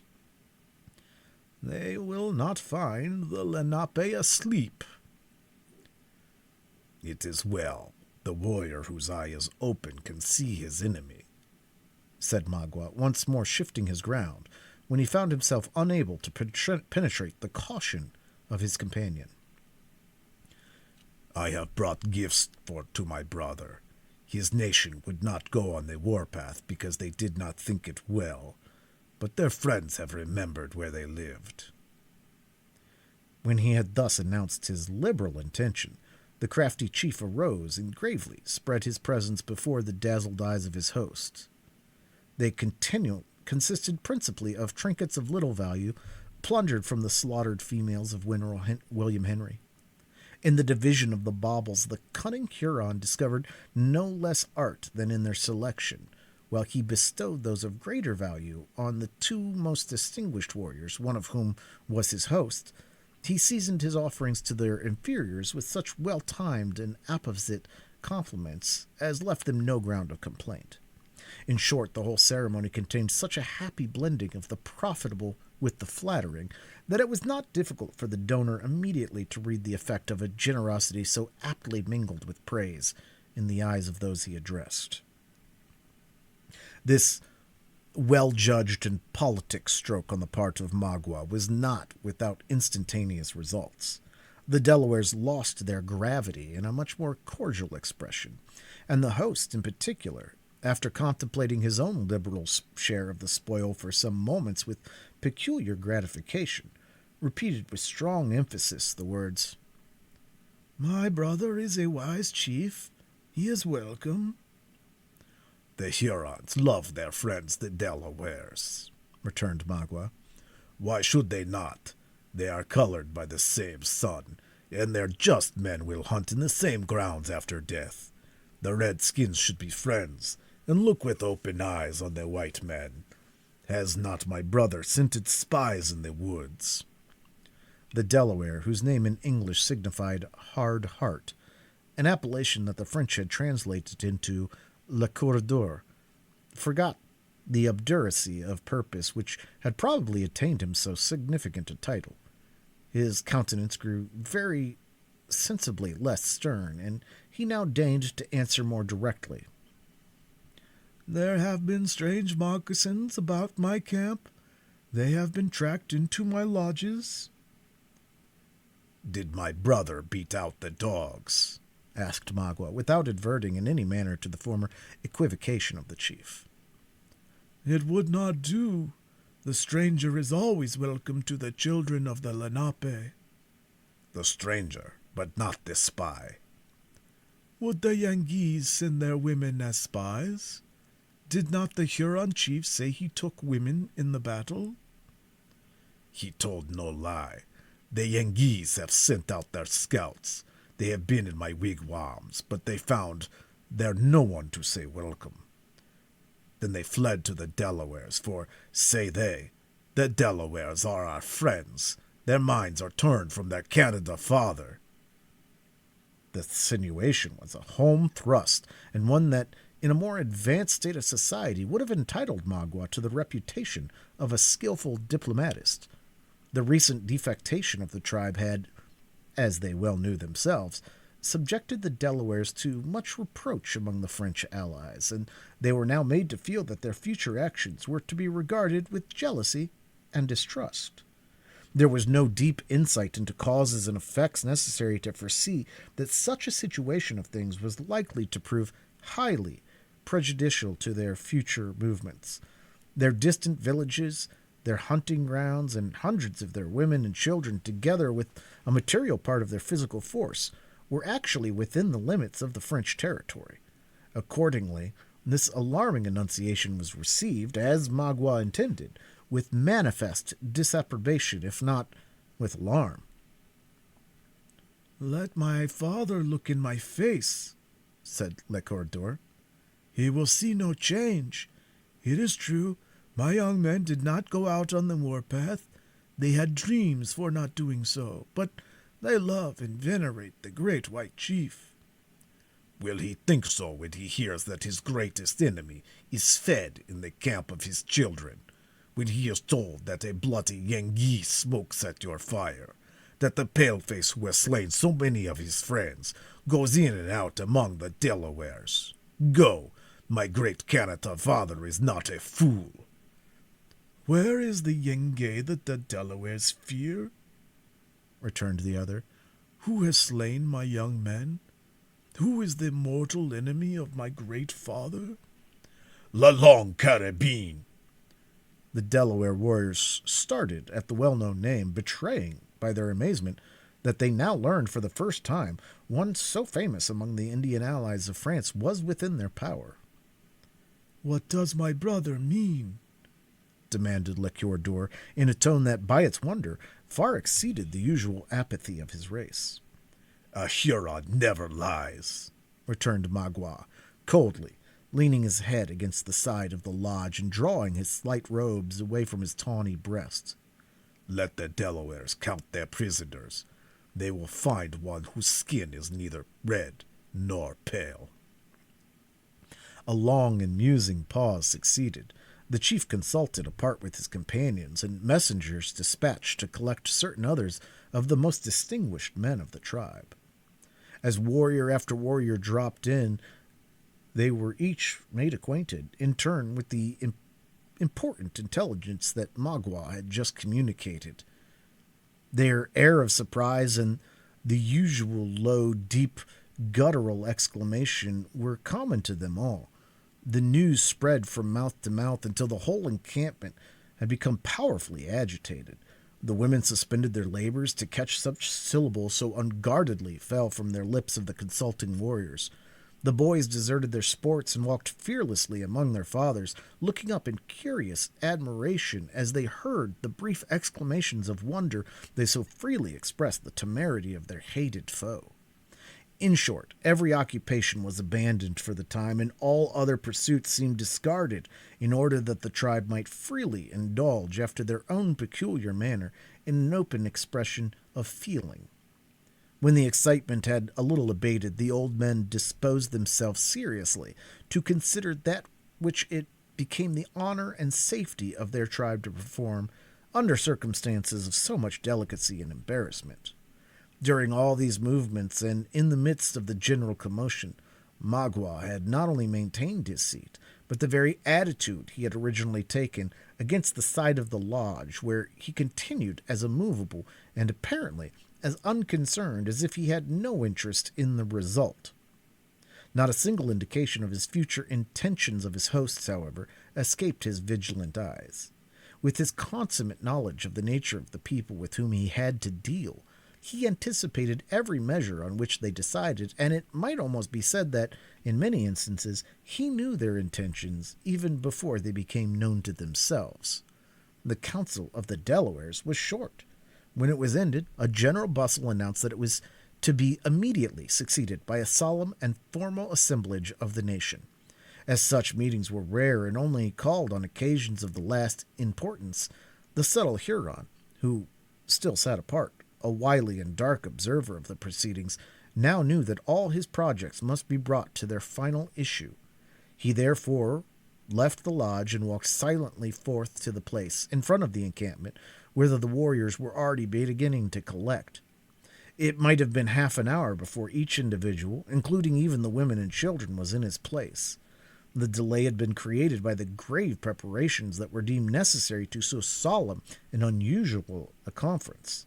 But when the sun was seen climbing above the tops of that mountain, against whose bosom the Delawares had constructed their encampment, most were seated, and as his bright rays darted from behind the outline of trees that fringed the eminence, they fell upon as grave, as attentive, and as deeply interested a multitude as was probably ever before lighted by his morning beams. Its number somewhat exceeded 1,000 souls. In a collection of so serious savages, there is never to be found any impatient aspirant after premature distinction, standing ready to move his auditors to some hasty and perhaps injudicious discussion, in order that his own reputation may be the gainer. An act of so much precipitancy and presumption would seal the downfall of precocious intellect forever. It rested solely with the oldest and most experienced of the men to lay the subject of the conference before the people.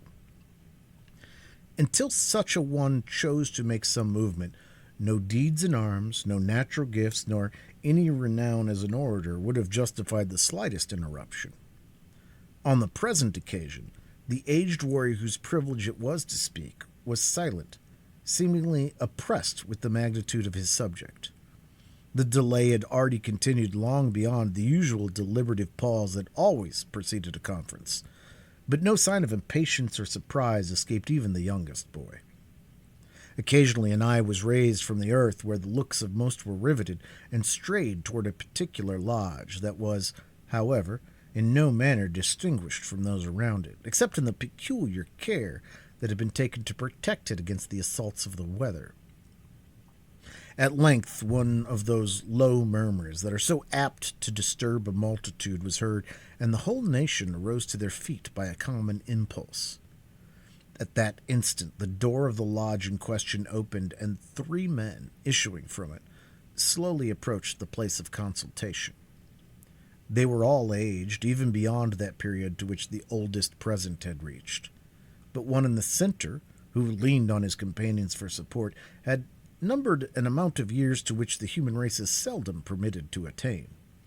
His frame, which had once been tall and erect like the cedar, was now bending under the pressure of more than a century.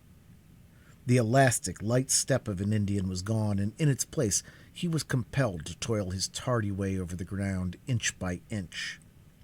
His dark, wrinkled countenance was in singular and wild contrast with the long white locks which flowed on his shoulders in such thickness as to announce that generations had probably passed away since they had last been shorn.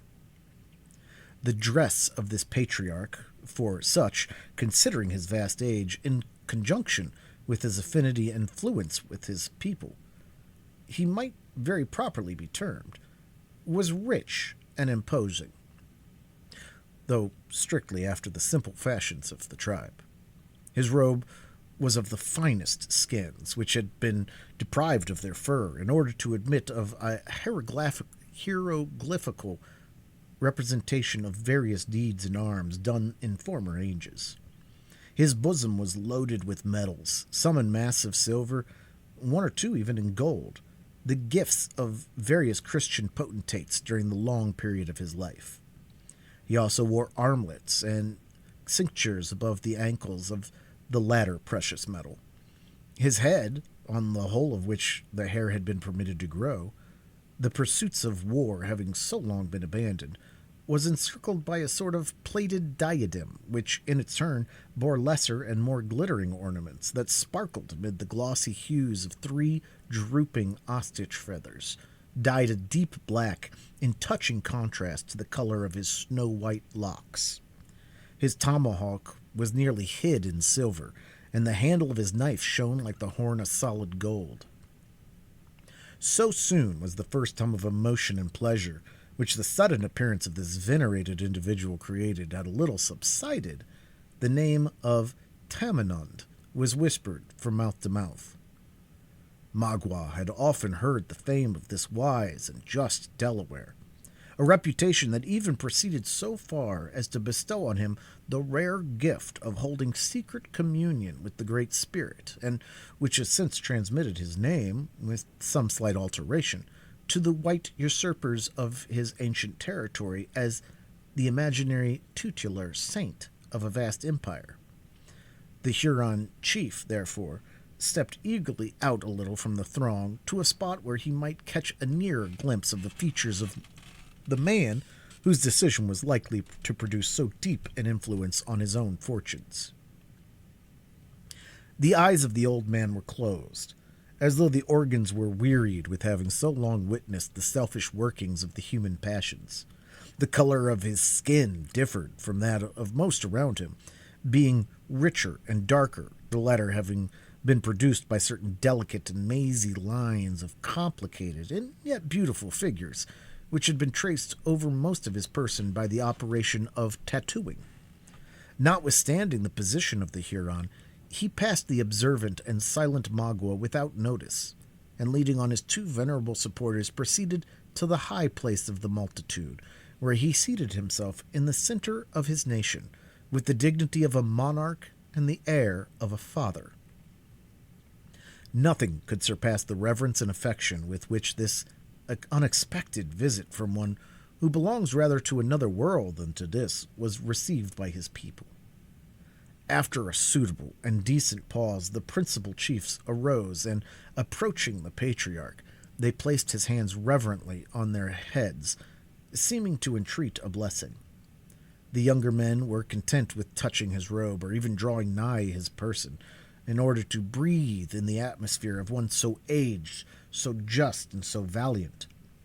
None but the most distinguished among the youthful warriors even presumed so far as to perform the latter ceremony, the great mass of the multitude deeming it a sufficient happiness to look upon a form so deeply venerated and so well beloved.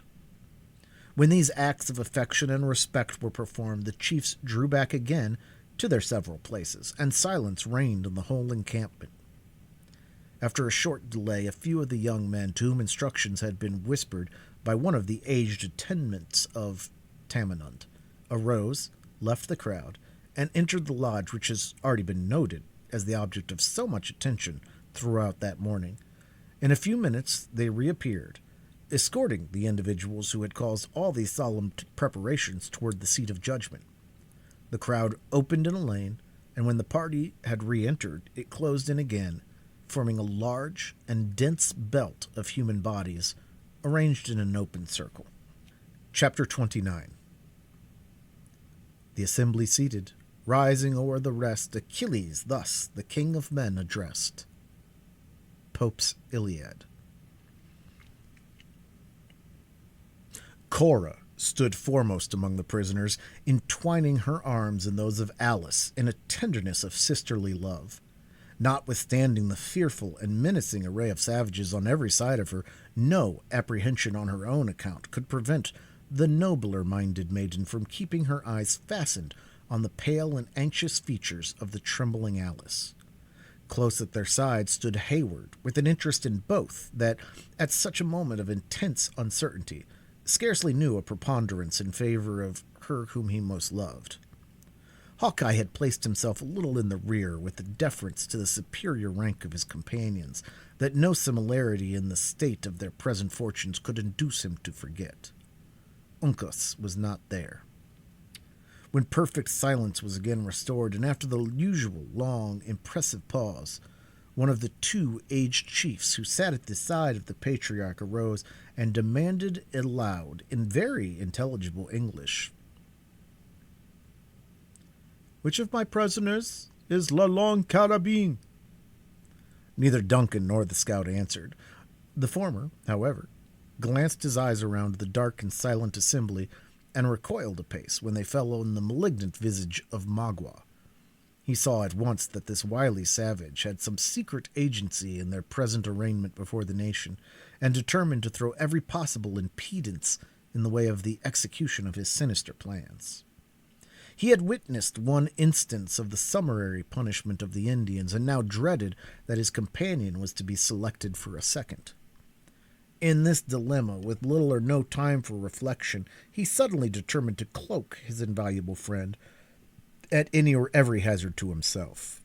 Before he had time, however, to speak, the question was repeated in a louder voice and with a clearer utterance.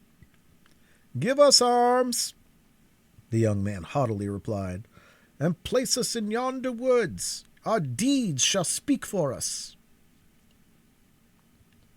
"This is the warrior whose name has filled our ears," returned the chief, regarding Hayward with that sort of curious interest which seems inseparable from man when first beholding one of his fellows to whom merit or accident, virtue or crime, has given notoriety. "What has brought the white man into the camp of the Delawares?" "My necessities. I come for food, shelter, and friends." "It cannot be. The words are full of game. The head of a warrior needs no other shelter than a sky without clouds, and the Delawares are the enemies, and not the friends of the Yengeese. Go, the mouth has spoken, while the heart said nothing." Duncan, a little at a loss in what manner to proceed, remained silent, but the scout, who had listened attentively to all that passed, now advanced steadily to the front. "That I did not answer to the call for La Longue Carabine was not owing either to shame or fear," he said, "for neither one nor the other is the gift of an honest man.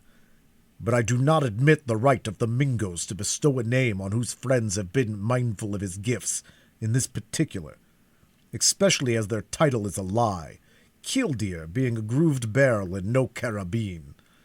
I am the man, however, that got the name of Nathaniel from my kin, the complement of Hawkeye from the Delawares, who live on their own river, and whom the Iroquois have presumed to style the Long Rifle, without any warranty from him who is most concerned in the matter."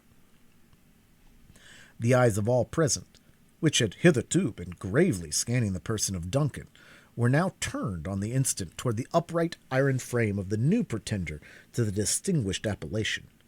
It was in no degree remarkable that there should be found two who were willing to claim so great an honor, for impostors, though rare, were not unknown among the natives. But it was altogether material to the just and severe intentions of the Delawares that there should be no mistake in the matter. Some of their old men consulted together in private, and then, as it would seem, they determined to interrogate their visitor on the subject. "My brother has said that the snake crept into my camp," said the chief to Magua. "Which is he?" The Huron pointed to the scout. "Will a wise Delaware believe the barking of a wolf?" exclaimed Duncan, still more confirmed in the evil intentions of his ancient enemy. "A dog never lies, but when was a wolf known to speak the truth?" The eyes of Magua flashed fire, but suddenly, recollecting the necessity of maintaining his presence of mind, he turned away in silent disdain, well assured that the sagacity of the Indians would not fail to extract the real merits of the point in controversy.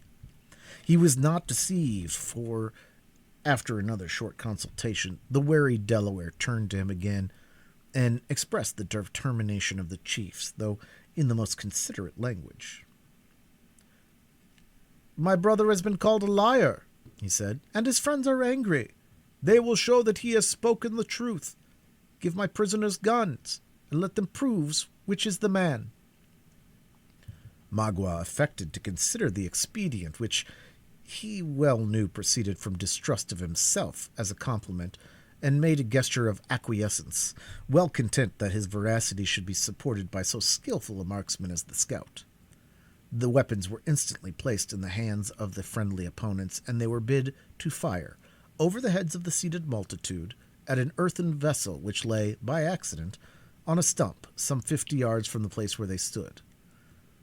Hayward smiled to himself at the idea of a competition with the scout, though he determined to persevere in the deception until apprised of the real designs of Magua. Raising his rifle with the utmost care and renewing his aim several times, he fired. The bullet cut the wood within a few inches of the vessel, and a general exclamation of satisfaction announced that the shot was considered a proof of great skill in the use of a weapon. Even Hawkeye nodded his head, as if he would say it was better than he expected, but instead of manifesting an intention for more than a minute, like a man who was completely buried in thought. From this reverie he was, however, awakened by one of the young Indians who had furnished the arms, and who now touched his shoulders, saying in exceedingly broken English, "Can the pale-face beat it?" "Yes, Huron," exclaimed the scout, raising the short rifle in his right hand and shaking it at Magua with as much apparent ease as if it were a reed. "Yes, Huron, I could strike you now, and no power on earth could prevent the deed. The soaring hawk is not more certain of the dove than I am this moment of you. Did I choose to send a bullet to your heart? Why should I not? Why? Because the gifts of my color forbid it, and I might draw down evil on tender and innocent heads. If you know such a being as God, thank him, therefore, in your inward soul, for you have reason." The flushed countenance, angry eye, and swelling figure of the scout produced a sensation of secret awe in all that heard him. The Delawares held their breath in expectation, but Magua himself, even when he distrusted the forbearance of his enemy, remained immovable and calm, where he stood, wedged in by the crowd, as one who grew to the spot. "Beat it!" repeated the young Delaware at the elbow of the scout. "Beat what, fool? What?" exclaimed Hawkeye, still flourishing the weapon angrily above his head, though his eye no longer sought the person of Magua. "If the white man is the warrior he pretends," said the aged chief, "let him strike nigher to the mark." The scout laughed aloud, a noise that produced the startling effect of an unnatural sound on Hayward. Then, dropping the piece heavily in his extended left hand, it was discharged, apparently by the shock, driving the fragments of the vessel into the air and scattering them on every side. Almost at the same instant the rattling sound of the rifle was heard, and he suffered it to fall contemptuously to the earth. The first impression of so strange a scene was engrossing admiration. Then a low but increasing murmur ran through the multitude, and finally swelled into sounds that denoted a lively opposition in the sentiments of the spectators. While some openly testified their satisfaction at so unexampled dexterity, by far the larger portion of the tribe were inclined to believe the success of the shot was the result of accident. Hayward was not slow to confirm an opinion that was so favorable to his own pretensions. "It was chance!" he exclaimed. None can shoot without an aim. Chance! Chance, echoed the excited woodsman, who was now stubbornly bent on maintaining his identity at every hazard, and on whom the secret hints of Hayward to acquiesce in the deception were entirely lost. Does yonder lying Huron, too, think it chance? Give him another gun and place us face to face, without cover or dodge, and let providence of our own eyes decide the matter atween us. I do not make the offer to you, Major, for our blood is of a color, and we serve the same master. That the Huron is a liar is very evident, returned Hayward coolly. You have yourself heard him assert you to be Long Carabine. It was impossible to say what violent assertion the stubborn Hawkeye would have next made in his headlong wish to vindicate his identity had not the aged Delaware once more interposed. The hawk which comes from the clouds can return when he will, he said. Give them the guns. This time the scout seized the rifle with avidity. Nor had Magua, though he watched the movements of the marksman with jealous eyes, any further cause for apprehension.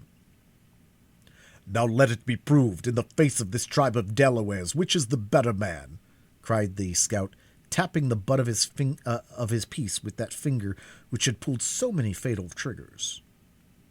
You see that gourd hanging against yonder tree, Major? You see that gourd hanging against yonder tree, Major. If you are a marksman fit for the borders, let me see you break its shell. Duncan noted the object and prepared himself to renew the trial.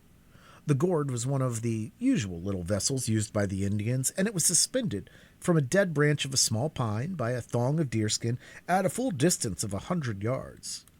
So strangely compounded is the feeling of self-love that the young soldier, while he knew the utter worthlessness of the suffrages of the savage umpires, forgot the sudden motives of the contest in a wish to excel.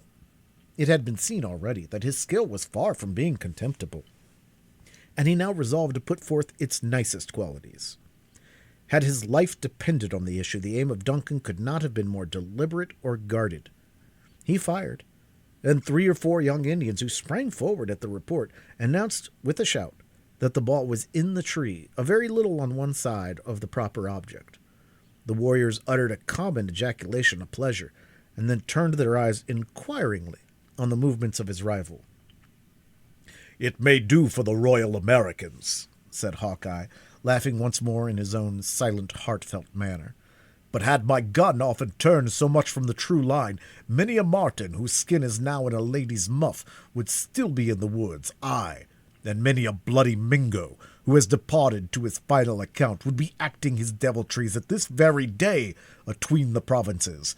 I hope the squaw who owns the gourd has more of them in her wigwam, for this will never hold water again. The scout had shook his priming, cocked his piece while speaking, and as he ended, he threw back a foot, slowly raised the muzzle from the earth. The motion was steady, uniform, and in one direction. When on a perfect level, it remained for a single moment, without tremor or variation, as though both man and rifle were carved in stone. During that stationary instant, it poured forth its contents in a bright, glancing sheet of flame. Again the young Indians bounded forward, but their hurried search and disappointed looks announced that no traces of the bullet were to be seen. "Go," said the old chief to the scout in a tone of strong disgust. "Thou art a wolf in the skin of a dog. I will talk to the long rifle of the Yengeese." "Ah! Had I that piece which furnished the name you use, I would have obligate myself to cut the throng and drop the gourd without breaking it," returned Hawkeye, perfectly undisturbed by the other's manners. "Fool, if you would find the bullet of the sharpshooter in these woods, you must look in the object, not around it." The Indian youths instantly comprehended the meaning, for this time he spoke in the Delaware tongue, and tearing the gourd from the tree, they held it on high with an exulting shout, displayed a hole at its bottom which had been cut by the bullet, after passing through the usual orifice in the center of its upper side. At this unexpected exhibition, a loud and vehement expression of pleasure burst from the mouth of every warrior present. It decided the question and effectually established Hawkeye in the possession of his dangerous reputation. Those curious and admiring eyes which had been turned again on Hayward were finally directed to the weather-beaten form of the scout, who immediately became the principal object of attention. To the simple and unsophisticated beings by whom he was surrounded. When the sudden and noisy commotion had a little subsided, the aged chief resumed his examination. "Why did you wish to stop, my ears?" he said, addressing Duncan. "Are the Delawares fools that they cannot know the young panther from the cat?" "They will yet find the Huron a singing bird," said Duncan, endeavoring to adopt the figurative language of the natives. "It is good. We will know who can shut the ears of men. Brother," added the chief, turning his eyes on Magua, "the Delawares listen." Thus singled and directly called on to declare the object, the Huron arose, and advancing with great deliberation and dignity into the very center of the circle, where he stood, confronted by the prisoners, he placed himself in an attitude to speak. Before opening his mouth, however, he bent his eyes slowly along the whole living boundary of earnest faces, as if to temper his expressions to the capacities of his audience. On Hawkeye he cast a glance of respectful enmity, on Duncan a look of inextinguishable hatred. The shrinking figure of Alice he scarcely deigned to notice, but when his glance met the firm, commanding, and yet lovely form of Cora, his eyes lingered a moment, with an expression that it might have been difficult to define. Then, filled with his own dark intentions, he spoke in the language of the Canadas, a tongue that he knew well was comprehended by most of his auditors. "The spirit that made men colored them differently," commenced the subtle Huron. "Some are blacker than the sluggish bear. These he said should be slaves, and he ordered them to work forever like the beaver. You may hear them groan when the south wind blows, louder than the lowing buffaloes along the shores of the great salt lake, where the big canoes come and go with them in droves.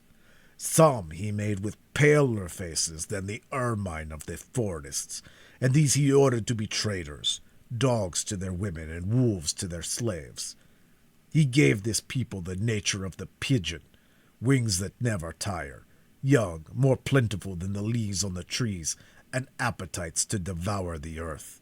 He gave them tongues like the false call of the wildcat, hearts like rabbits, the cunning of the hog, but none of the fox, and arms longer than the legs of the moose.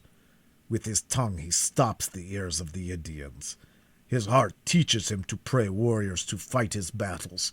His cunning tells him how to get together the goods of the earth, and his arms enclose the land from the shores of the salt water to the islands of the great lake. His gluttony makes him sick.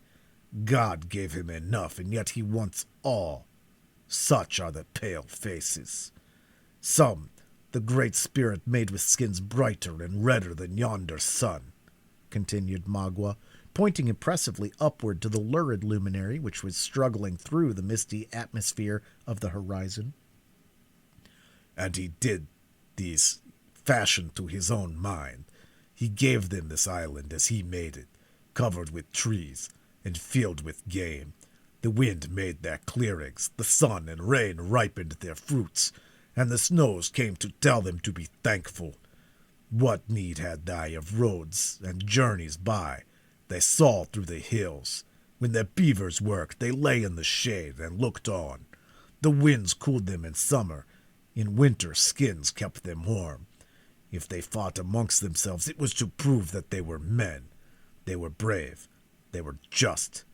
They were happy." Here the speaker paused and again looked around him to discover if his legend had touched the sympathies of his listeners. He met everywhere, with eyes riveted on his own, heads erect and nostrils expanded, as if each individual present felt himself able and willing, singly, to redress the wrongs of his race. "If the Great Spirit gave different tongues to his red children," he continued, in a low, still melancholy voice, "it was that all animals might understand them. Some he placed among the snows with their cousin the bear. Some he placed near the setting sun on the road to the happy hunting grounds. Some on the lands around the great fresh waters, but to his greatest and most beloved people he gave the sands of the salt lake. Do my brothers know the name of this favored people?" "It was the Lenape!" exclaimed 20 eager voices in a breath.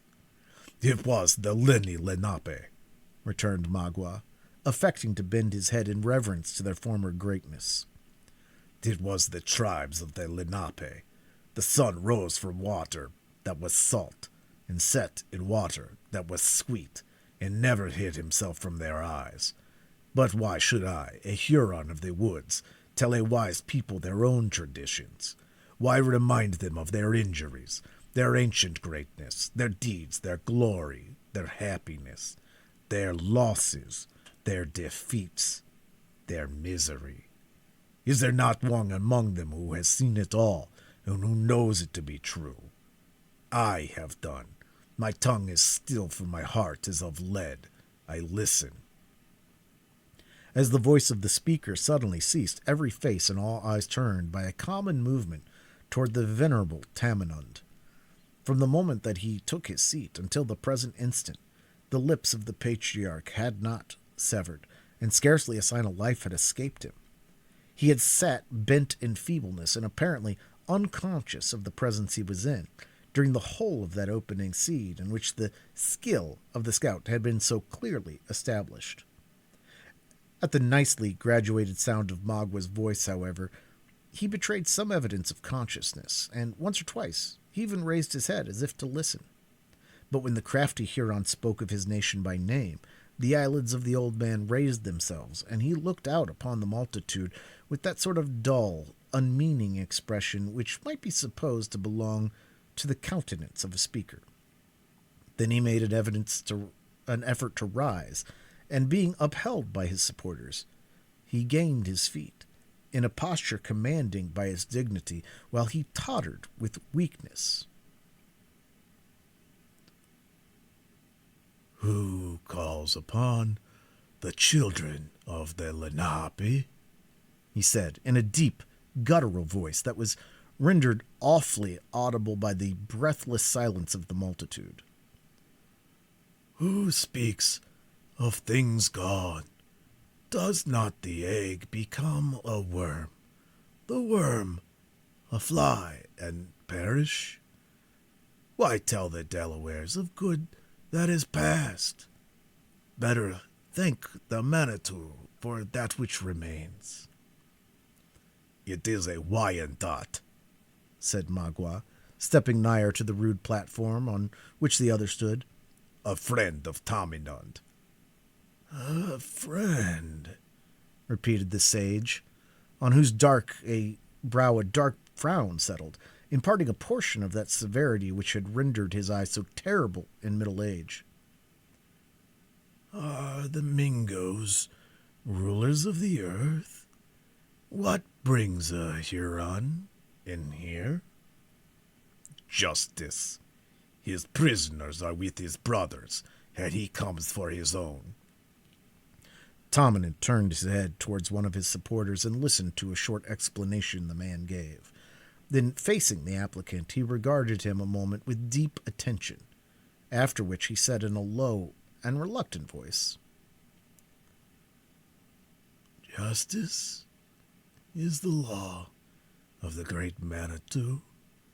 My children, give the stranger food, then, Huron, take thine own, and depart." On the delivery of this solemn judgment, the patriarch seated himself and closed his eyes again, as if better pleased with the images of his own ripened existence than the visible objects of the world. Against such a decree there was no Delaware sufficiently hardy to murmur, much less oppose himself.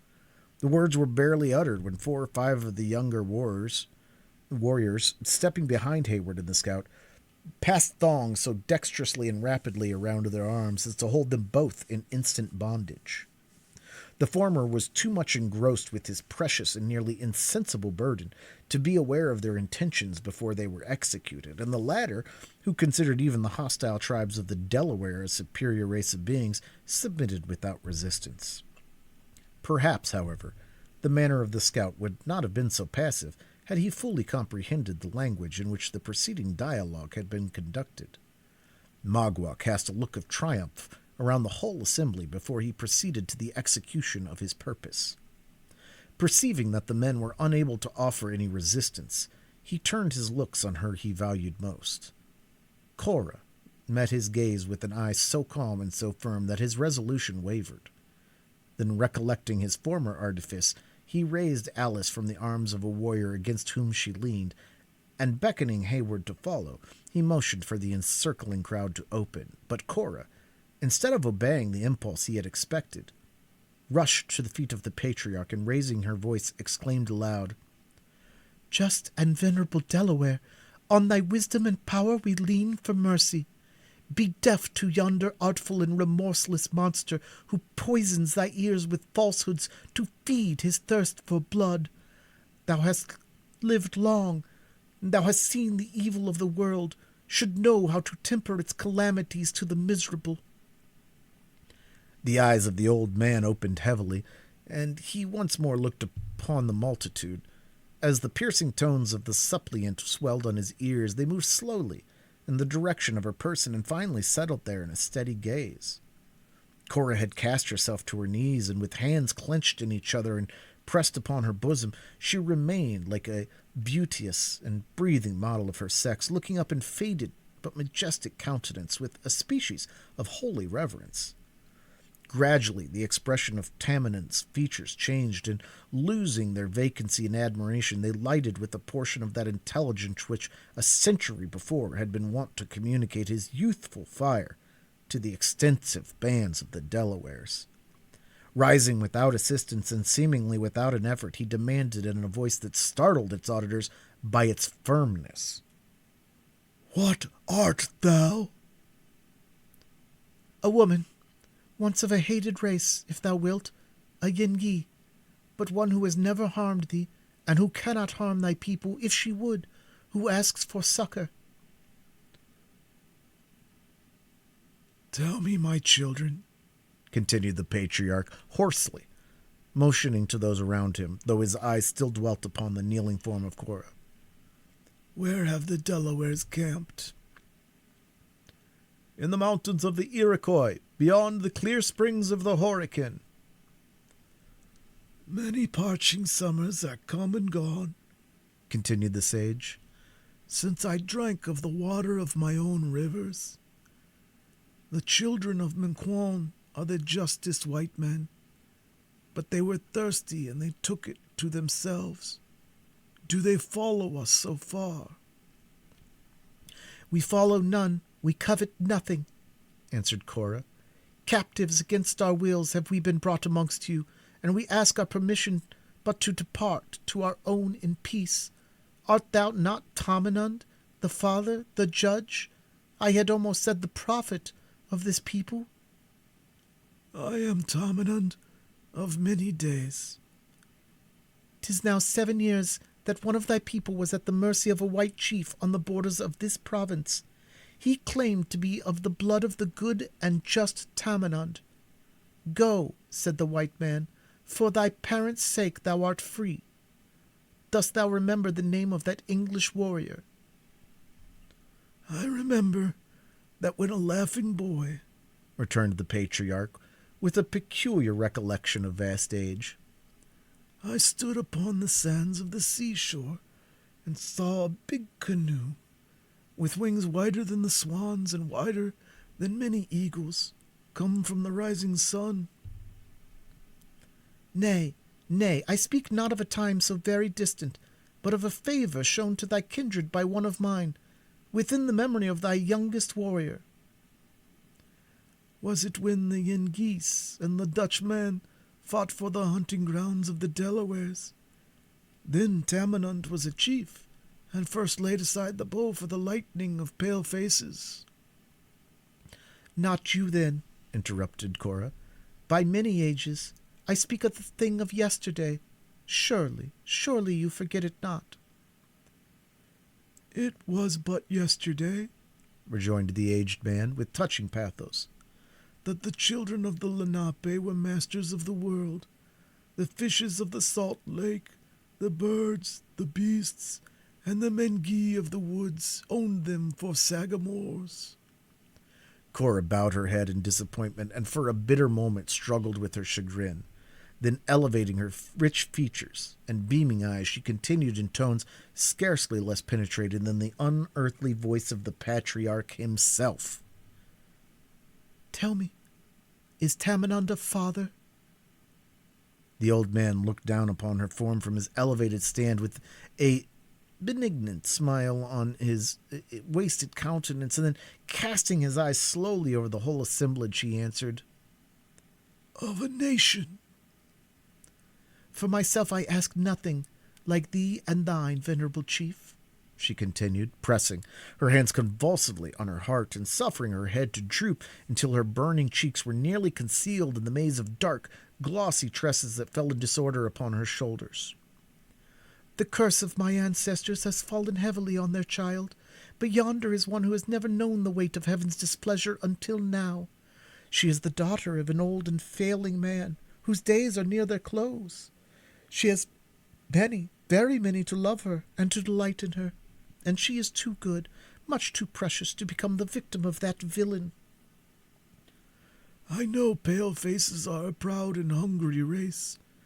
I know that they claim not only to have the earth, but that the meanest of their color is better than the sachems of the red man, the dogs and crows of their tribe, continued the earnest old chieftain, without heeding the wounded spirit of his listener, whose head was nearly crushed to the earth in shame as he proceeded.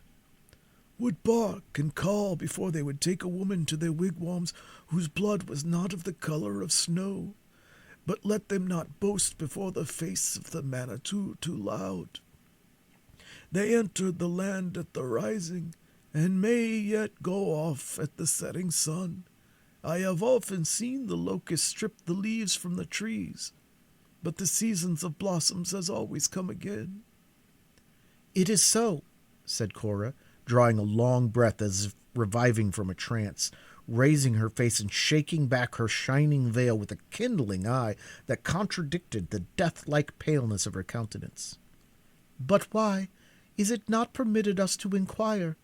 There is yet one of thine own people who has not been brought before thee. Before thou lettest the Huron depart in triumph, hear him speak. Observing Tamenund to look about him doubtfully, one of his companions said, It is a snake, a redskin in the pay of Yengeese. We keep him for the torture. Let him come, returned the sage. Then Tamenund once more sank into his seat, and a silence so deep prevailed while the young man prepared to obey his simple mandate that the leaves, which fluttered in the draught of the light morning air, were distinctly heard rustling in the surrounding forest.